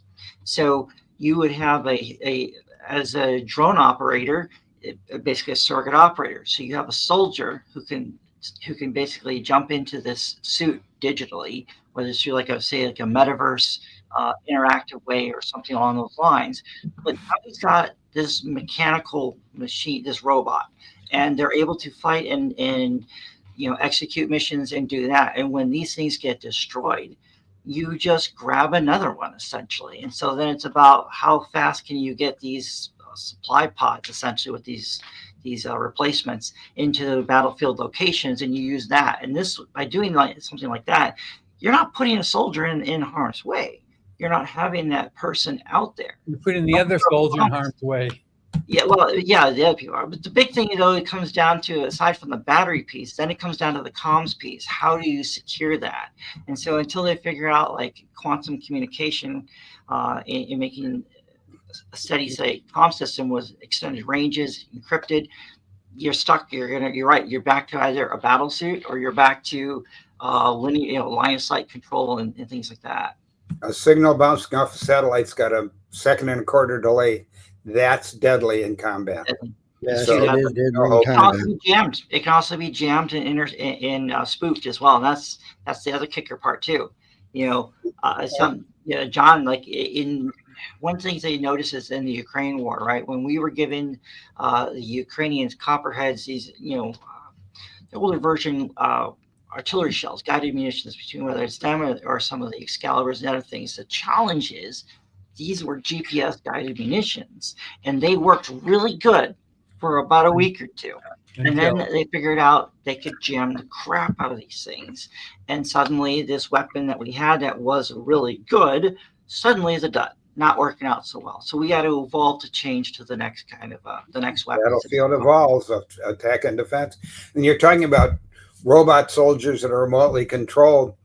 Long time ago, back in the early ages when there was Hubbard and Heinlein, and Bob Silverberg wrote a story, I believe it was, where it's the final coming and the devil and the final battle against the devils. And we send all our robots that we're controlling from and defeat the devil's army, and the angels come down and take all the robots, and everybody's going, wait. Yeah, what do you do now?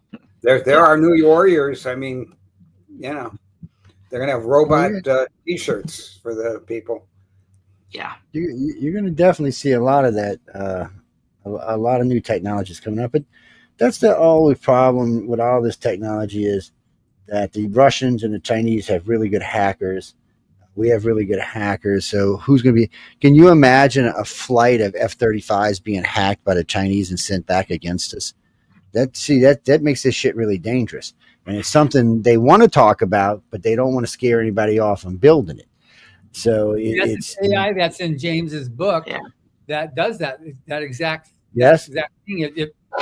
He starts off with this app that was created by China that's very similar to this one that's so popular right now, TikTok. He doesn't name it in the series, but from there profiles all the countries and what people and all the leaders, what they would do. And then with the deep fake, creating all the conflict and all the, the stuff that can be done with that by getting leaders saying different things they didn't say. But then people, how do you say, I didn't say that?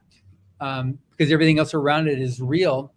Then it's, you create this war that gets created on it. So it's you see it play out though, right? I mean, that's exactly the point where you see this stuff happening right now. But that's also why I was really excited about having both of you on here with the book Final Blackout, because that one there, even though it was written 85 years ago, it gets into the morality aspect of, underlying all this stuff here is like, what the lieutenant does and because the equipment, all the military has gone well past them. But then when you got the United States coming in with their big ships and all the big weaponry and stuff like that, the lieutenant saying, no, he's built a country, built it back up again. And what he's done to do that and how he's protected his people is very noteworthy. But what they were doing to be able to protect their people is also part of what we're celebrating on this Memorial Day. That's those people, that mentality of the men that gave, what they did to enable us to be able to have what we have. Yeah, the book is, of course, an ode to the real warrior, to the real soldier who can accomplish despite the rear echelon and other letters, and can also is actually fighting for the people and comes back and ends the fighting and forces an artificial situation. If you think about it, the world that Mr. Hubbard had them set up was sort of a controlled level of military and other technology, which when someone with better shows up causes a lot of problems. But it's like an ideal end to a total dystopia, because it's showing the total wrong. I mean, Europe looks all of Europe is that 8 to 10 mile front that was World War II between the trenches and the trench lines. All of Europe has turned into that. And the reaction is a dislike of war. So like Forever War and other science fiction books like it, it is in some ways a good military adventure that is an anti-war book. Yeah, that's what Heinlein called it. Yeah, it's definitely, it's like it really shows, becomes the best war book. At least there's no glamorous. I mean, people talk about the glamorization of war. The fact there's nothing glamorous about killing fellow human people. It is a necessary fact in a war, but there's nothing glamorous about it. That's one of the really sad, tragic things I see unfolding, like with the Ukraine stuff. I mean, if you're on Telegram or you're on some of these different channels and you see this, the glorification of watching FPV drones hunt people down and kill them, that's really dehumanizing to see that. Oh yeah, you didn't see what the Ukrainians did yesterday, huh? They blew the living crap out of the Russians all over Moscow. Terrible. What happened? It is. They launched a major drone offensive yesterday. They tore up all over the place, man. I guess they got tired of getting Kiev bombed. Yeah, it was all drone attack too. It's strictly drones, and it was a beast of an attack. I forgot how many they said, but there was a lot. Did a lot of damage. I guess, like I said, they got tired of Kiev getting blown up. Well, 3 days ago, the Russians launched the largest attack ever. Yeah. Something like 400 Iranian drones. How is it every time it's like a larger attack than the next one? It's like because Iran's supplying them drones. But there is I don't want to get into this too deep because it's not for this show, but there is a little light in the tunnel. Part of the Iranian deal Trump's cutting is no more drones to Russia. We'll see if that actually happens. But the problem. This is the deal. Either it happens or Israel goes in there and blows up all their uranium shit. It's not really much of a choice for it. Now China might supply, but China is trying to stay on our good side right now. So China's a flip of a coin right now because they have to stay on our side. We've dropped their economy from 11 trillion to about 7 trillion. They're in financial trouble. Without the United States, they're going to crash and burn. They're dangerous. That country's dangerous when it's like that, though, too. And that's really. Well, yes, I agree. I agree wholeheartedly. That's when the country's the most dangerous. A war is a good way to solve the problem. But they have 28 nukes deployed. We have 3,000. So it's a little off. Plus, we have a way bigger. They don't need nukes. You remember the Colonial Pipeline attack that happened on the East Coast in I think it was the 21, right? So.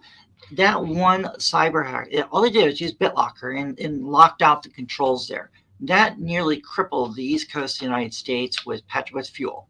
So if there's a conflict with China, whatever happens, it was Taiwan, something like that, that fight will not stay over there. They will hit here with critical infrastructure against things like that, which will really hammer us. That would be the biggest mistake they could make because we would use tactical nukes. And China knows that. No, that's the problem. You don't need to use nukes. You just cyber stuff is far more devastating than nukes. You turn the lights off. No, there's nothing more dangerous than a tactical 5 kiloton nuke which can level Beijing. That's a whole different ball game then. Plus, not only did it take out your infrastructure, but it contaminated it so you can't use it for 10,000 years. It's a much different thing. And China knows. Remember, we're the only country that ever blew people up with nukes and killed them. Okay, we're the only ones who ever did. 250,000 of them to date. I don't know if we would use it again, though. Trump would. I can tell you right now, Trump would in a heartbeat. He wouldn't even have a problem with it. He already told Iran that we would nuke them. He told Iran the other day, if you were ever stupid enough to use a nuke, we would level your whole country. And I believe he meant that wholeheartedly. He would level their whole country. We can also use neutron bombs, which of course is not an explosion. It's just a contamination, and it only lasts for 2 years. So we can contaminate the whole area and 2 years later come in and take it. Do you realize our Air Force is 11 times the size of theirs? 11 times. Their Navy is only a couple of ships, only about 50 ships bigger than ours, and nowhere near as advanced. Well, so, and that's just us. That's not even bringing in Europe into the aspect. Bringing in NATO and Europe, it puts them at a point. There's no win situation for China or Russia, for that matter. It's a no-win situation for them. Which is why you don't use direct conflict. You hit pipelines, you hit cables, on ocean cables, you cyber attack power sources and things like that. Russia's not attacking military bases in Ukraine. They're attacking the power sources and the manufacturing of things because that's how they figure they can win the war. We're very vulnerable to that. Our open system makes us more vulnerable to sabotage. And unfortunately, we've probably got hundreds of agents came over the Mexican border in the last 4 years that we don't know we're going to do it. But let's not get into the politics of it. Yeah, that's what this does do is take away from the glory that the book has and other things. We're coming up on Memorial Day. We got Memorial Day here. And it's not the nuke. It's going to be the soldier who keeps the peace. The nukes end the world. The soldier's going to have to keep the peace. The nukes don't have to. Our army and navy. We don't have enough nukes to end the world anymore. In the old days, we did when we had 10,000, but with 2,500. Like you're saying, it's about it's about remembering the guys who are out there who volunteered to go fight. Like I've told John, I've lost more friends to suicide than I did from Iraq.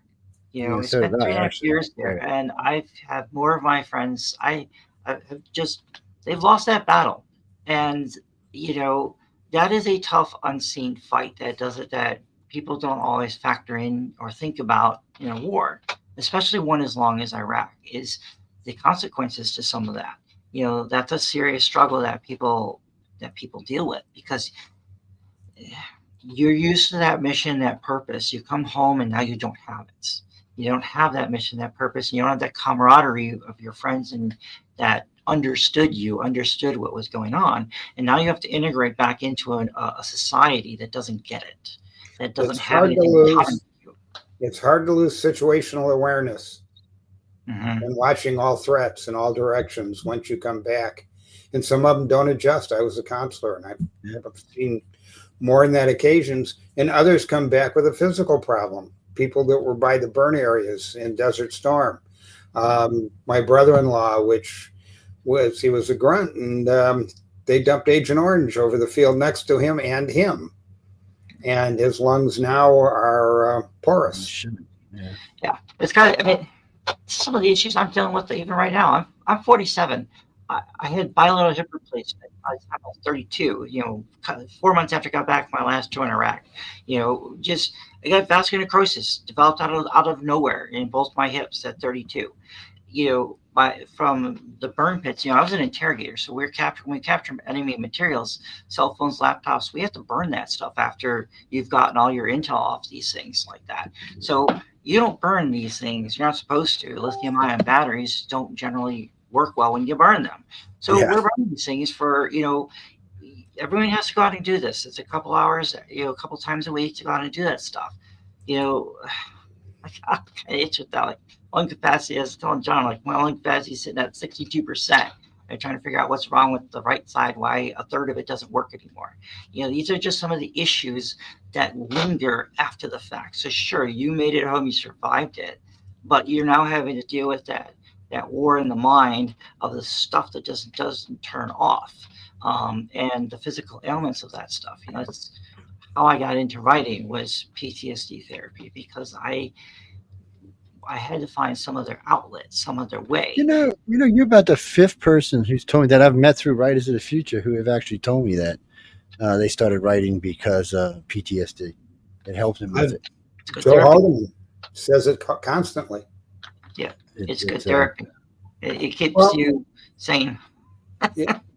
If you look at the book, Final Blackout, if you look at the lieutenant, the main character who's never named, that's the suppression of emotions, the inability to contact others, the willingness to die at the end.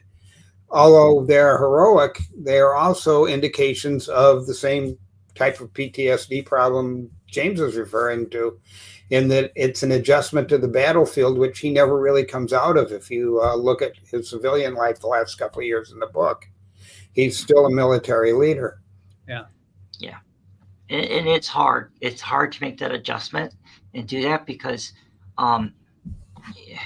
that's a skill set. Interrogating terrorists is a skill set. It's a big skill set. Difficult, and you have to hear and see a lot of things. James, you need to come on the network. We have 3 hosts that used to do that in Iraq. Well, 2 in Iraq, 1 in Afghanistan. It's challenging. How do you turn that off? What do you do with that? I've asked them that very question. That to civilian life, like what you're doing, writing has got to help. It has to help. Writing is the way to do it because you can share those stories. You can write some amazing stories, but you can add that layer of realism that connects with these other vets and these other people because they've been there, they've seen that, they know that stuff. Oh, there's an email for you, John. Somebody just posted their email for you. No, I agree. I mean, I've talked to enough people. I was lucky. I was in between Vietnam and Iraq. Even though I was in the service, I was just happened to be in between the two. I did a lot of other stuff which I can't talk about, unfortunately. But and I did a lot of stuff that would have been a prelude to that. But it's what it is, And everybody I know who was working in what you were talking about had a hard time when they got home. Matter of fact, one of my new hosts, He's in his 40s, good looking guy, works for the UN, has a lot of issues because he just can't get it out of his head. He tries, matter of fact, he was talking to me a couple weeks ago. We were talking about how can you sleep at night. He was having issues with sleep. And I said, if you don't want to use drugs, then you're going to have to find something that just wears you down. And he started writing himself. And a matter of fact, I told him that. I said, a lot of people I know who do this are writing. And he started he's writing his whole entire experience being over there. This can be cathartic. Yeah. And I told him, I said, come hang out with us. And, I actually told him, come by and hang out with us today. I said, just come hang out.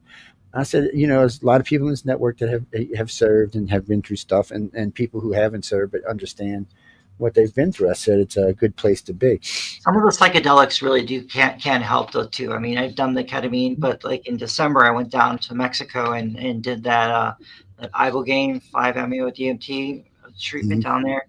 That was really good. The ibogaine one was really helpful. I was able to finally get off of taking the antidepressant, the Lexapro. The Lexapro is great, dude. As an interrogator, that was awesome. I did not care, right? Totally deadens your emotions. But the problem is when you deaden your emotions like that, it really wreaks havoc on your family, with your kids, your wife, and trying to be able to emotionally connect with people because you've deadened that.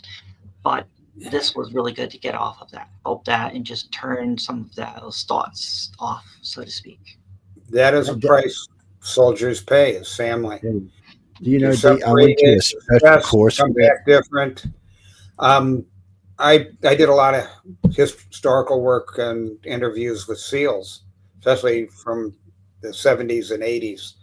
And the divorce rate is almost 100%. It's ridiculous. Good topic. When you guys build with DragonCon, one thing you guys look at is writing therapy and some of the different psychedelic type things that people have tried to get off of the pharmacology routes. Because man, the VA is really good with that. And I'm not saying that stuff doesn't work. It can, but it has its own side effects to it. And that's one of the things a lot of people don't talk about, is how do you get off of it? How do you find what else is out there and available? Not a lot of people know about it. In a way, those heavy pharmaceuticals are that is definitely a dead end route. It is. And I was lucky. My wife was very understanding, because I pretty much, for the first 3 years I met her, I was pretty much entirely intoxicated the entire time. And I was not a nice person, but somehow or another she dealt with it. And that actually helped me to get past a lot of different things. But unfortunately, life is life. And you're not told when you go into this stuff. You know what I saw? You might have some issues, and we're going to send you to a special course on how to deal with your emotions. Really, that just scared me right there. I was thinking, okay, that's not even something you want to hear, because you know what that's going to end up as. Before you even get there, you know what that's going to end up as.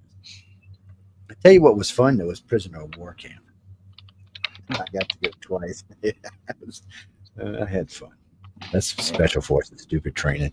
That's what that was. It's hard. I know everybody's got to adjust. Everybody's got to do it in their own ways. I know Bill and I've talked about this before, and other people have talked about it on the network. But you just sometimes have to figure out a way to cope with it, and it's hard. And it's just some things just don't want to go away. It just wants to stay back there and meandering around and irritating and shit. But I stay busy. Even today, I stay busy. And I'm retired, but still stay busy. I should tell you something right there. Retired. The fact is, do you realize for the last 20 minutes, we've been talking about at least 10 different things that's a price that our soldiers, our veterans pay. That's very true. What they do. And I'd like to point out that we've got to...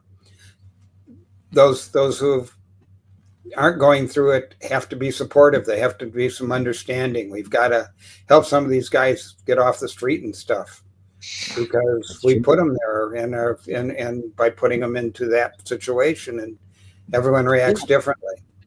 And it's sad, which is what this Memorial Day is about, to remember, on top of indigestion and barbecue. Like, Yeah. Memorial Day should be one of them days where we go around and see how many of the homeless veterans we can get off the streets. It's there's a lot. I mean, if we had to deal with the ones from Vietnam, and then now the Iraq and Afghanistan. It was two and a friend of mine the other day didn't realize it was two Iraqi wars. He's like, "What do you mean?" I said, "There was the first Iraqi war with Storm and Norman, and then the second one." He's like, "What?" I'm like, "Yeah, there was two." I said, "The first one wasn't really a war. We just went over there to make up for Vietnam. We just wanted to show everybody in the world that we could kick somebody's ass." I said, "The second was a more serious war." And I said, neither case do we have any business being over there.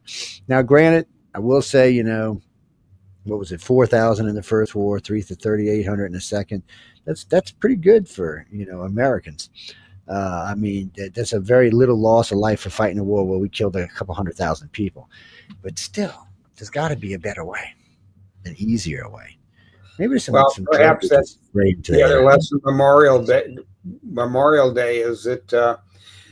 Sun Tzu, the only way to win a war is to ensure peace. Yeah, that's quoted in Final Blackout 2 at one point. In fact, isn't it? Mm-hmm. If Trump would just release one of them tungsten rods on some island somewhere, I think that would pretty much end the war, any war for that matter, because that's not a nuke. It has no propellant, no explosive. And one of them can flatten the whole entire Moscow or Hong Kong. That's the end of James Rosone's last book. Yeah, it's an easy. I mean, we've been having Thor or Thor's hammer up there for at least 25 years now, and from what I understand, the tungsten rods are pretty big. These aren't like little bitty ones made for knocking out missiles. These are made for like flattening cities. So they come in at ungodly speed.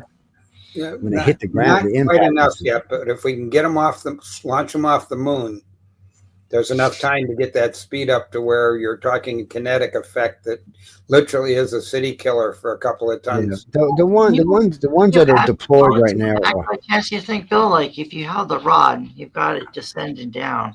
Is it possible to put a jetpack on the back there enough to help? Oh, you could, but the whole point of these were not to have to use explosives or fuel. That was the whole design.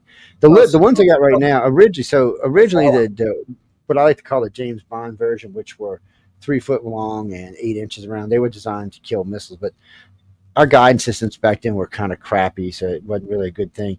So then they designed what Jimmy calls Thor's Hammer Phase 2, which is 16 foot long, 2 foot around. So one from where it's parked right now, which is on the other side of Van Allen belt, which is about 2/3 of the way to the moon, maybe not quite 2/3, maybe halfway, is enough to, like, if it hit Moscow, it would take out the whole quarter section it took out. So 4 of them would flatten Moscow. 4 of them would flatten Beijing. It would probably take 5 to do New York. It just depends on the size of the city, but they're killers, and they're there. They've been there for a while. It's a legit thing. It's not even classified anymore. Could you do that though? Can you take a rod and put the propellant on the back of the rocket? Basically, you could, yeah. You can make it a rocket. You can do it down. You can't launch them up that way, or we'd use them as well. But of course, you can accelerate them down and add a few thousand miles an hour to the head. Which would, how we found out? With the original ones. The way we found out the length of them was the Shuttle Bay's bay. The bigger ones actually had to fit in the Shuttle Bay's bay to get them up there. And NASA got themselves busted. There's a photograph. It looks like a revolver thing. It's all tungsten rods. There's 16 of them, and it's built into this thing. It looks like it just goes in, clips in place, and just and drops them. We've been having a couple things for a while, which I'm kind of confused about.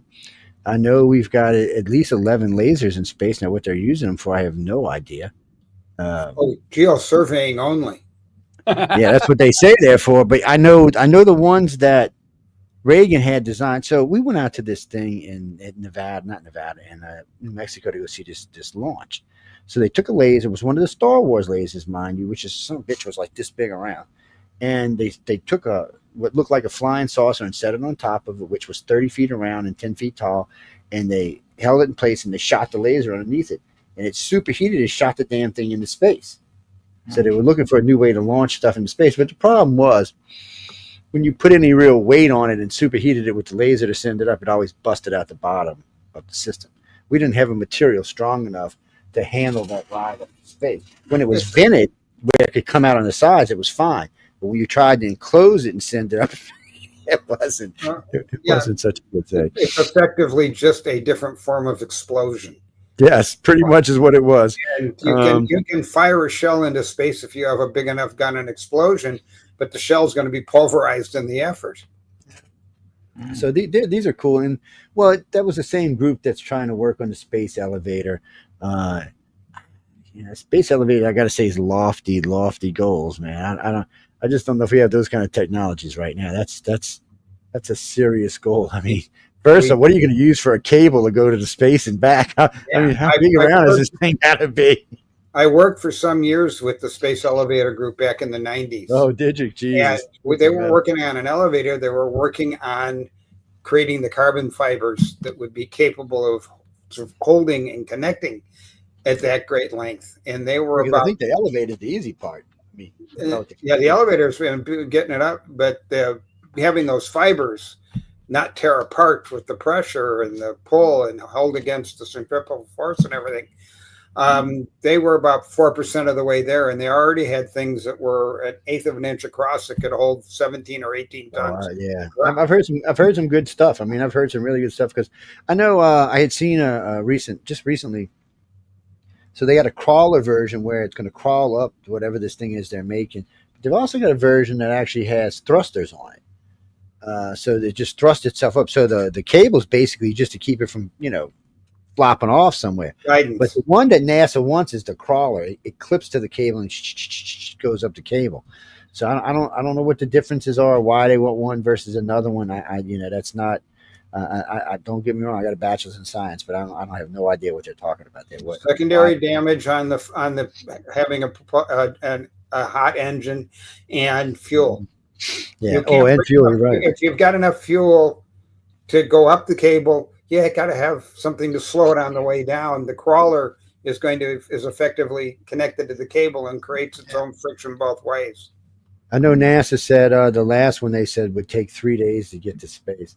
And I'm like, so what? Well, I mean, it's better than sending rockets up there. It's got to be cheaper in the long run. I mean, don't get me wrong. I know Elon has made launching shit into space virtually cost effective, but I mean, every time you turn around, he's launching 3, 4, 5 rockets. I mean, he's insane with that stuff.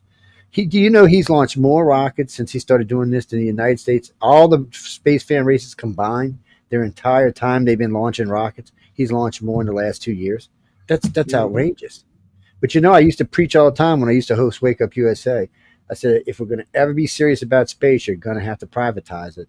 And they started privatizing it, and space has changed. I mean, look, we're building capsules in 2 years where it took NASA 10. We're building programs that we got tourists going to space now, which we're not going to talk about the tourists going to space. We still got issues with the tourists in space, but at least that last shot with Bezos, I've got issues with. And anyway, getting back to the author's quill, then, just in terms of books, like I'm recommending Final Blackout for people if you want good things to read that celebrates the soldier and what they're representing. Any other books that you all would recommend? Soldier and what they're representing. A number of books, of course. You've mentioned Heinlein, and of course, Starship Trooper. Yeah. And that's primarily concerned, of course, with the loyalty to your unit aspect more than anything else, which is probably the most significant emotional bond of any military unit. Yeah. So it's very valid. Forever War, to talk about the separation of the warrior from society, which Joe was dealing with when he wrote it, especially the last half of it, where the world evolves and you're, because of time dilation, lost. It's not your world anymore. And can probably get some others. And if you want to talk about soldiers' frustration, there's a number of writers from other periods as well that we can get there. Fiction and nonfiction about the soldier being welcomed. There's Tommy this and Tommy that in all of his writing, you know. But I agree. I mean, if the most important thing for any platoon or any fighting group is that loyalty, that camaraderie. Without it, it's not a group that's going to make it. The guys who are going to stand there and held hand. It's like I was watching. Just shows you the difference. We're out at the beach in Florida about 2-3 years ago, and this kid's out there drowning. So I was just going to swim out and get him, and they're like, no, no, no, no, no. So a bunch of Marines got together because there's an Air Force base right there, and some Air Force guys, and they made a chain out to get him. But do you realize there were 1,000 people on that beach? No one else did a fucking thing but those guys. The rest of them would have watched that kid drown. I'm not kidding you. All them people standing on the beach would have watched them kid drown. If it wouldn't have been for them guys standing there and made that chain, that kid would have drowned because no one was brave enough to go out there and do it. It shows you right there the difference. It's not just courage, it's initiative. A Marine is taught to take the initiative in a situation. That's one of their great elements. And the civilian isn't. The civilian's warned not to get involved because lawsuits are involved. Lawyers I was waiting for cell phones to come out. Society. But I was waiting for the cell phones to come out, but they passed a law in the South. If you videotape someone while they're in dying and you don't help, you go to prison. And they said, "Oh no!" Some guy up north, made the law change. He was filming the lady pushing the kids in the car into the water and watched them drown. Instead of going out there and saving their 2 kids, which he could have done, they sent him to prison for that. And even though he ain't the one who committed the crime, I'm like, yeah, you should go to prison. Come on, people. Yeah, that's called that is participating in the crime. Yeah. I'd have been in the war. That's one of the things my wife tells me all the time. Stay out of it. I'm staying. I should stay out of it. I'm like, baby, I can go stay out. It's not going to happen. Americans are changing on that, though. They really are, Joe. Used to be they tell them to sit passively on a jet if it's being taken over.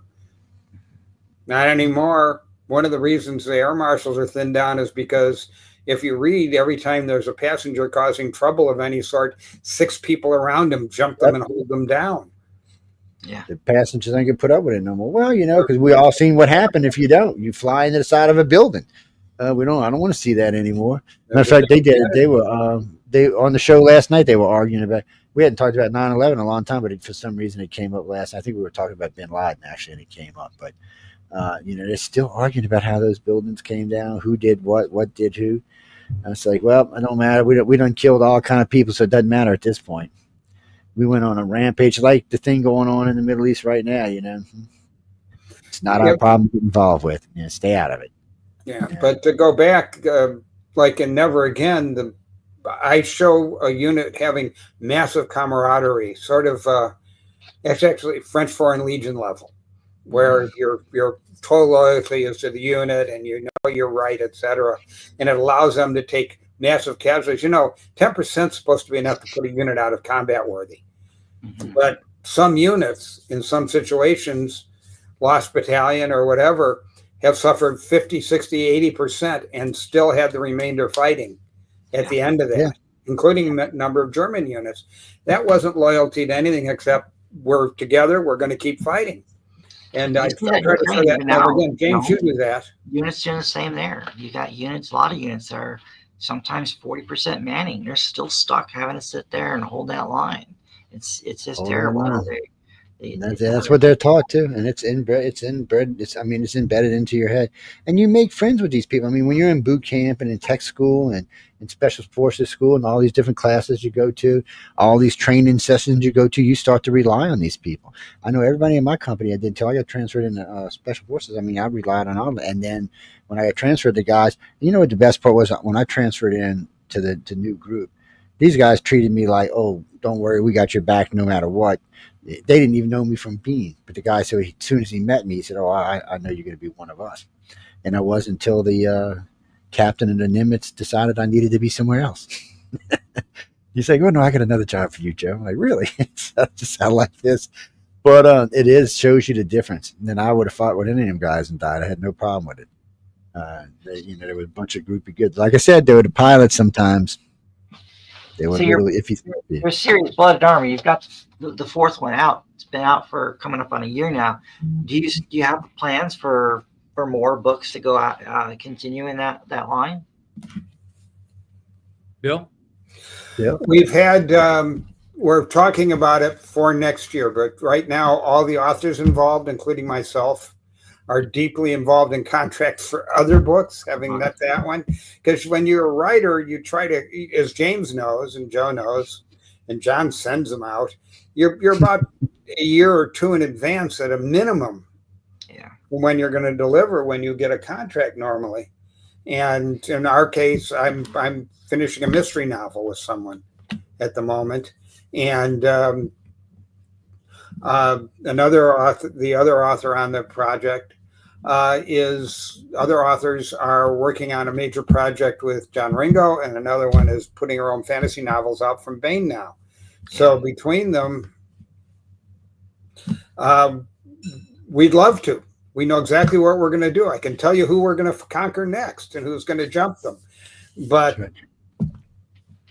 guys, be sure y'all send in your emails to icar@cox.net if you want to get one of them posters. I know I've only seen 3 come in, so that means there's 7 left right now. ICAR@cox.net. Send them to me. I'll forward your email to John. John will send them to you. Yeah, You better do it quick. Final Blackout's also on special right now on Amazon for only $2.99. So it's a Yeah, special. go get the book. Yeah, I actually posted the link. So for anybody who was on Rumble or YouTube, the link is actually posted. If you can't find it for some reason, just text me at icar@cox.net. Or if you happen to be on one of my friends lists, it's better to text me via my phone. You'll get a faster response that way. But just go to Amazon.com and search Final Blackout. You'll find it there. Yeah. You just type that online, it'll come right up.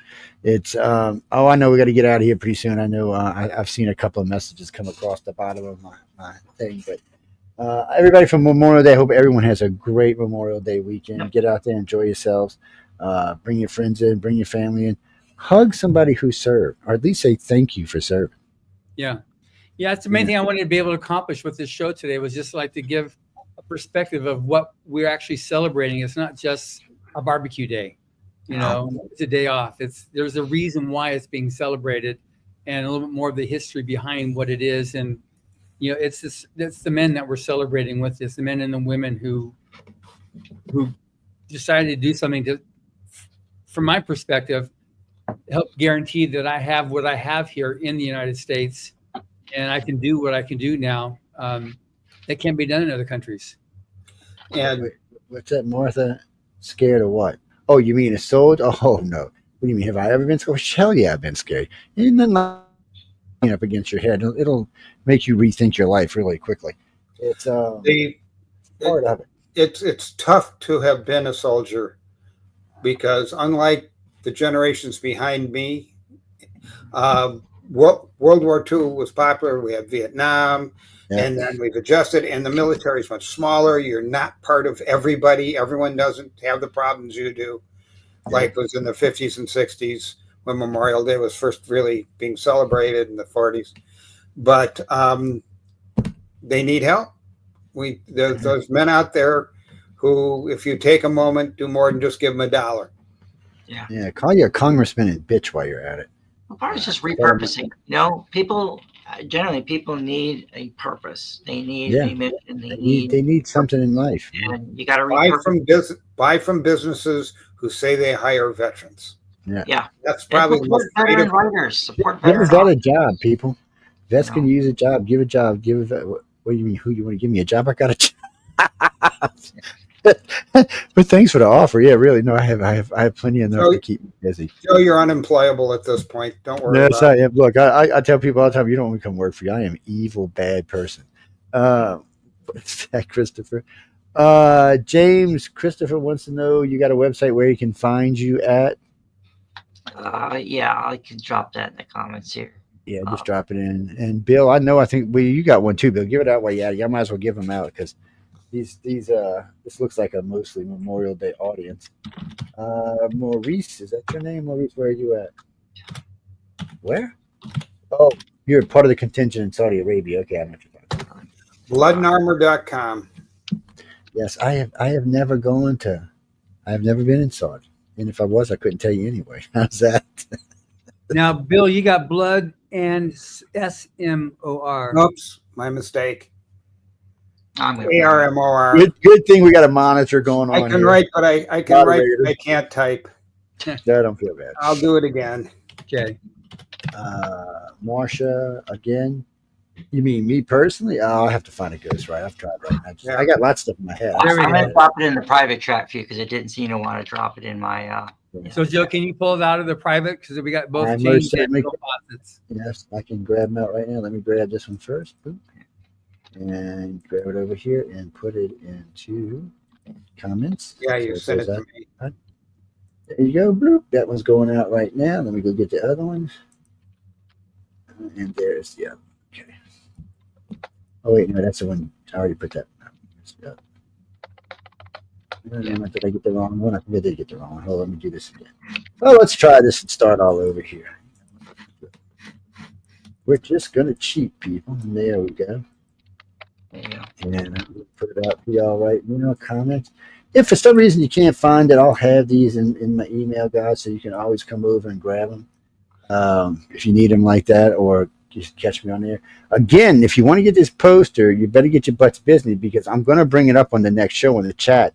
And the chat's audience is twice the size of this one. I'm just warning you ahead of time. Nothing lasts long over there. Anytime we give anything out over there, it's like, and it's gone first 10 minutes. Cool. It's a nightmare. I've got your address now, Joe. So I'll mail you some. Yeah, anything, and y'all see, because Bill had a book up here too. See, anybody who sends me books, this is where they stay until we replace them. Usually there's 2 or 3 of them up here right now. But this, of course, if everybody knows, we just came back from this is book 41. Oh, now I'm gonna have to show y'all. We talked about it. Okay. This is the one is this the one I'm giving away this year? Yeah, this is the beat up I'm giving away this year. This has got every judge and every winner is in this book's autograph. Okay. I'm going to give it. I'm not giving it away till Christmas. So And a brilliant editor too. Yes, and brilliant, and a brilliant editor. So I've got 6 of these I'm giving away. 6 years with John and them. So I always get 2 books. I get one set for me because I have them autographed by everybody, and then I have them personally autographed by other people when we go to the gala. These are autographed at the signing. So, I got 6 of them I'm going to give away, 6 different books. All of them are good. All the stories are really good. But, oh, no, we're not just giving them. Y'all going to have to work for them, people. Oh, no. I'm not giving away autographed books just here. No. You know how I am around Christmas. I always make y'all work for whatever we're giving away. And I found some other stuff. I ain't got too much, but we got some stuff coming in November, too. So we'll be giving that away.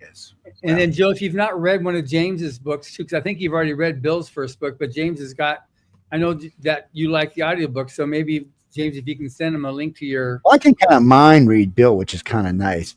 While I reveal it, I get a lot of roll.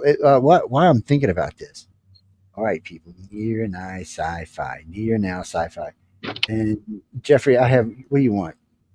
Near now sci-fi, Jeffrey. What's the number one best? Oh, I'm not getting that. That'll take too long. We don't have enough time for that. Best TV series, best book. What are you talking about? Best movie? Because not all books become a movie or a TV show for that matter. And some of them are really good sci-fi. And then, of course, you have your TV series that make it. And, of course, you've got your movies that make it. Well, we just had Orson Scott Card on last week for Ender's Game, yes. Actually, that archive broke a couple of records.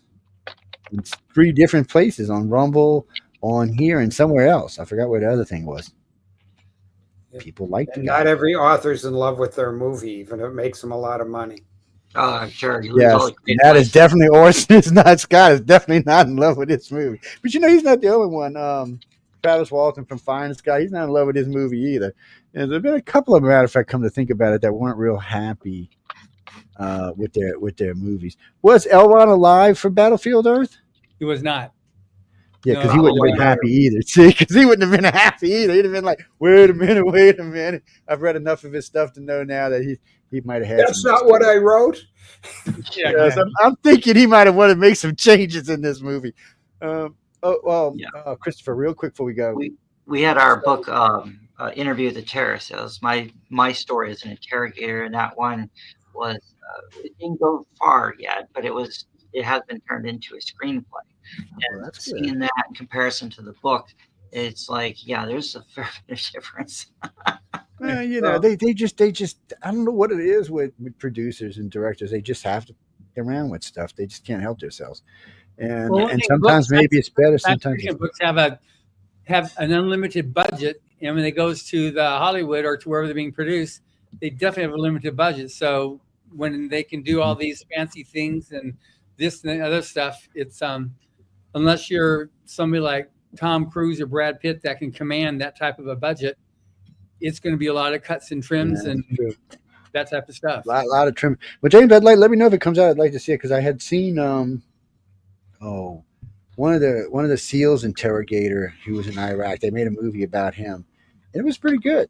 It was I hate to call him a SEAL. I mean, he was a SEAL, but he wasn't your typical SEAL because he didn't really do a lot of field work. They said he was one of the best interrogators in Afghanistan. And that's really what he did. That's what he Different did. war. I guess he had a knack for it.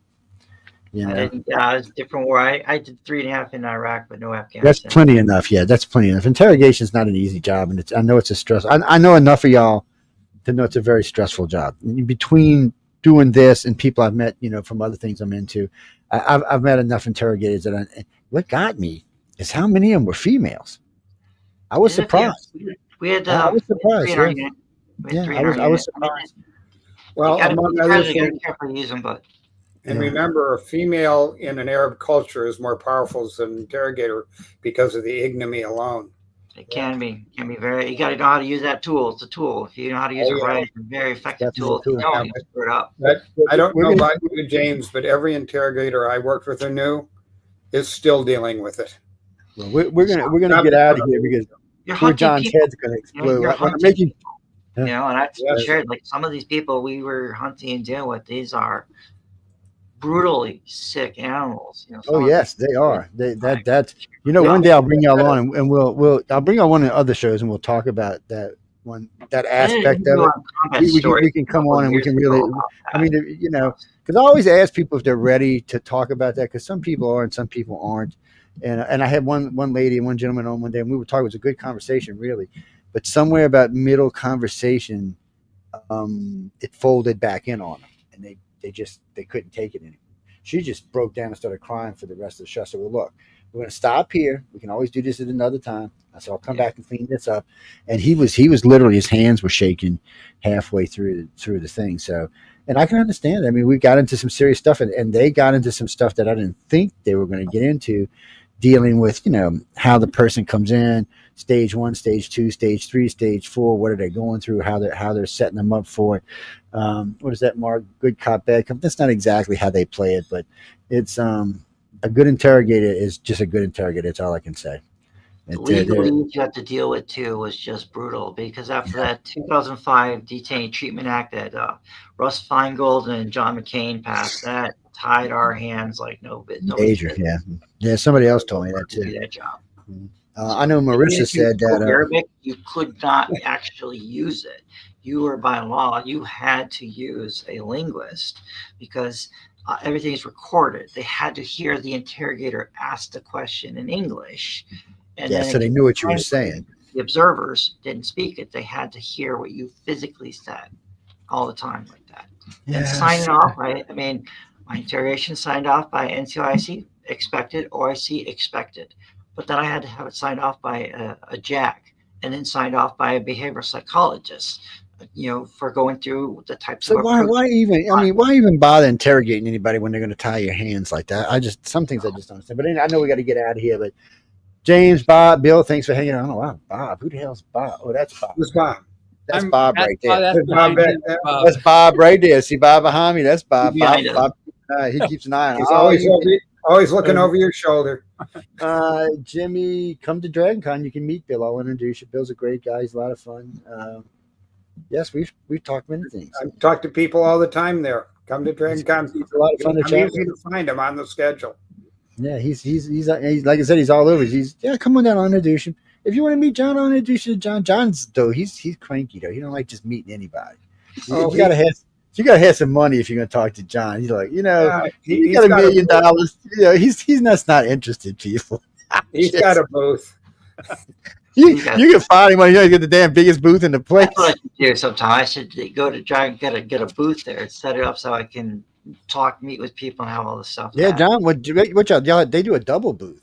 And Yeah. it's a nice setup they got there. Usually you got what's his name, Turley over there with his ugly self. I mean, not Turley. Who is it they got over there? Anyway, they got the big guy. We'll put Joe up there every now and then. We'll have him on the table. Yes, I always have a good time when I go out. I meet a lot of people. Last 2 times I went, I was doing interviews with the whatchamacallit people. The what do you call them? The cosplay people. I end up getting interviewed myself, so that was kind of weird. But on a note, we got to get out of here. I want to thank you again, Bill, and thank you again, James. Y'all have a great anything. If you get anything new, it's right there. If you send it, it'll go right there behind me. It'll sit up there probably for a year before I give it away. So it's a good place for it. Guys and girls, the chat will be starting in a few minutes. I would imagine Jay will get there before I do because I got to go take care of a couple things before I switch shows. So stay tuned for the chat that's coming up. Don't ask people. Chat is nothing like this show. This is a very respectful, very well done show, well behaved. The chat is just a bunch of idiots talking. I'll see y'all in a while. Bye. And happy Memorial Weekend, everybody, and very nice seeing you again, Bill. And thank you very much, James. Thank you all who served. Y'all, you guys, we'll see you later. Hug somebody who served. Yes.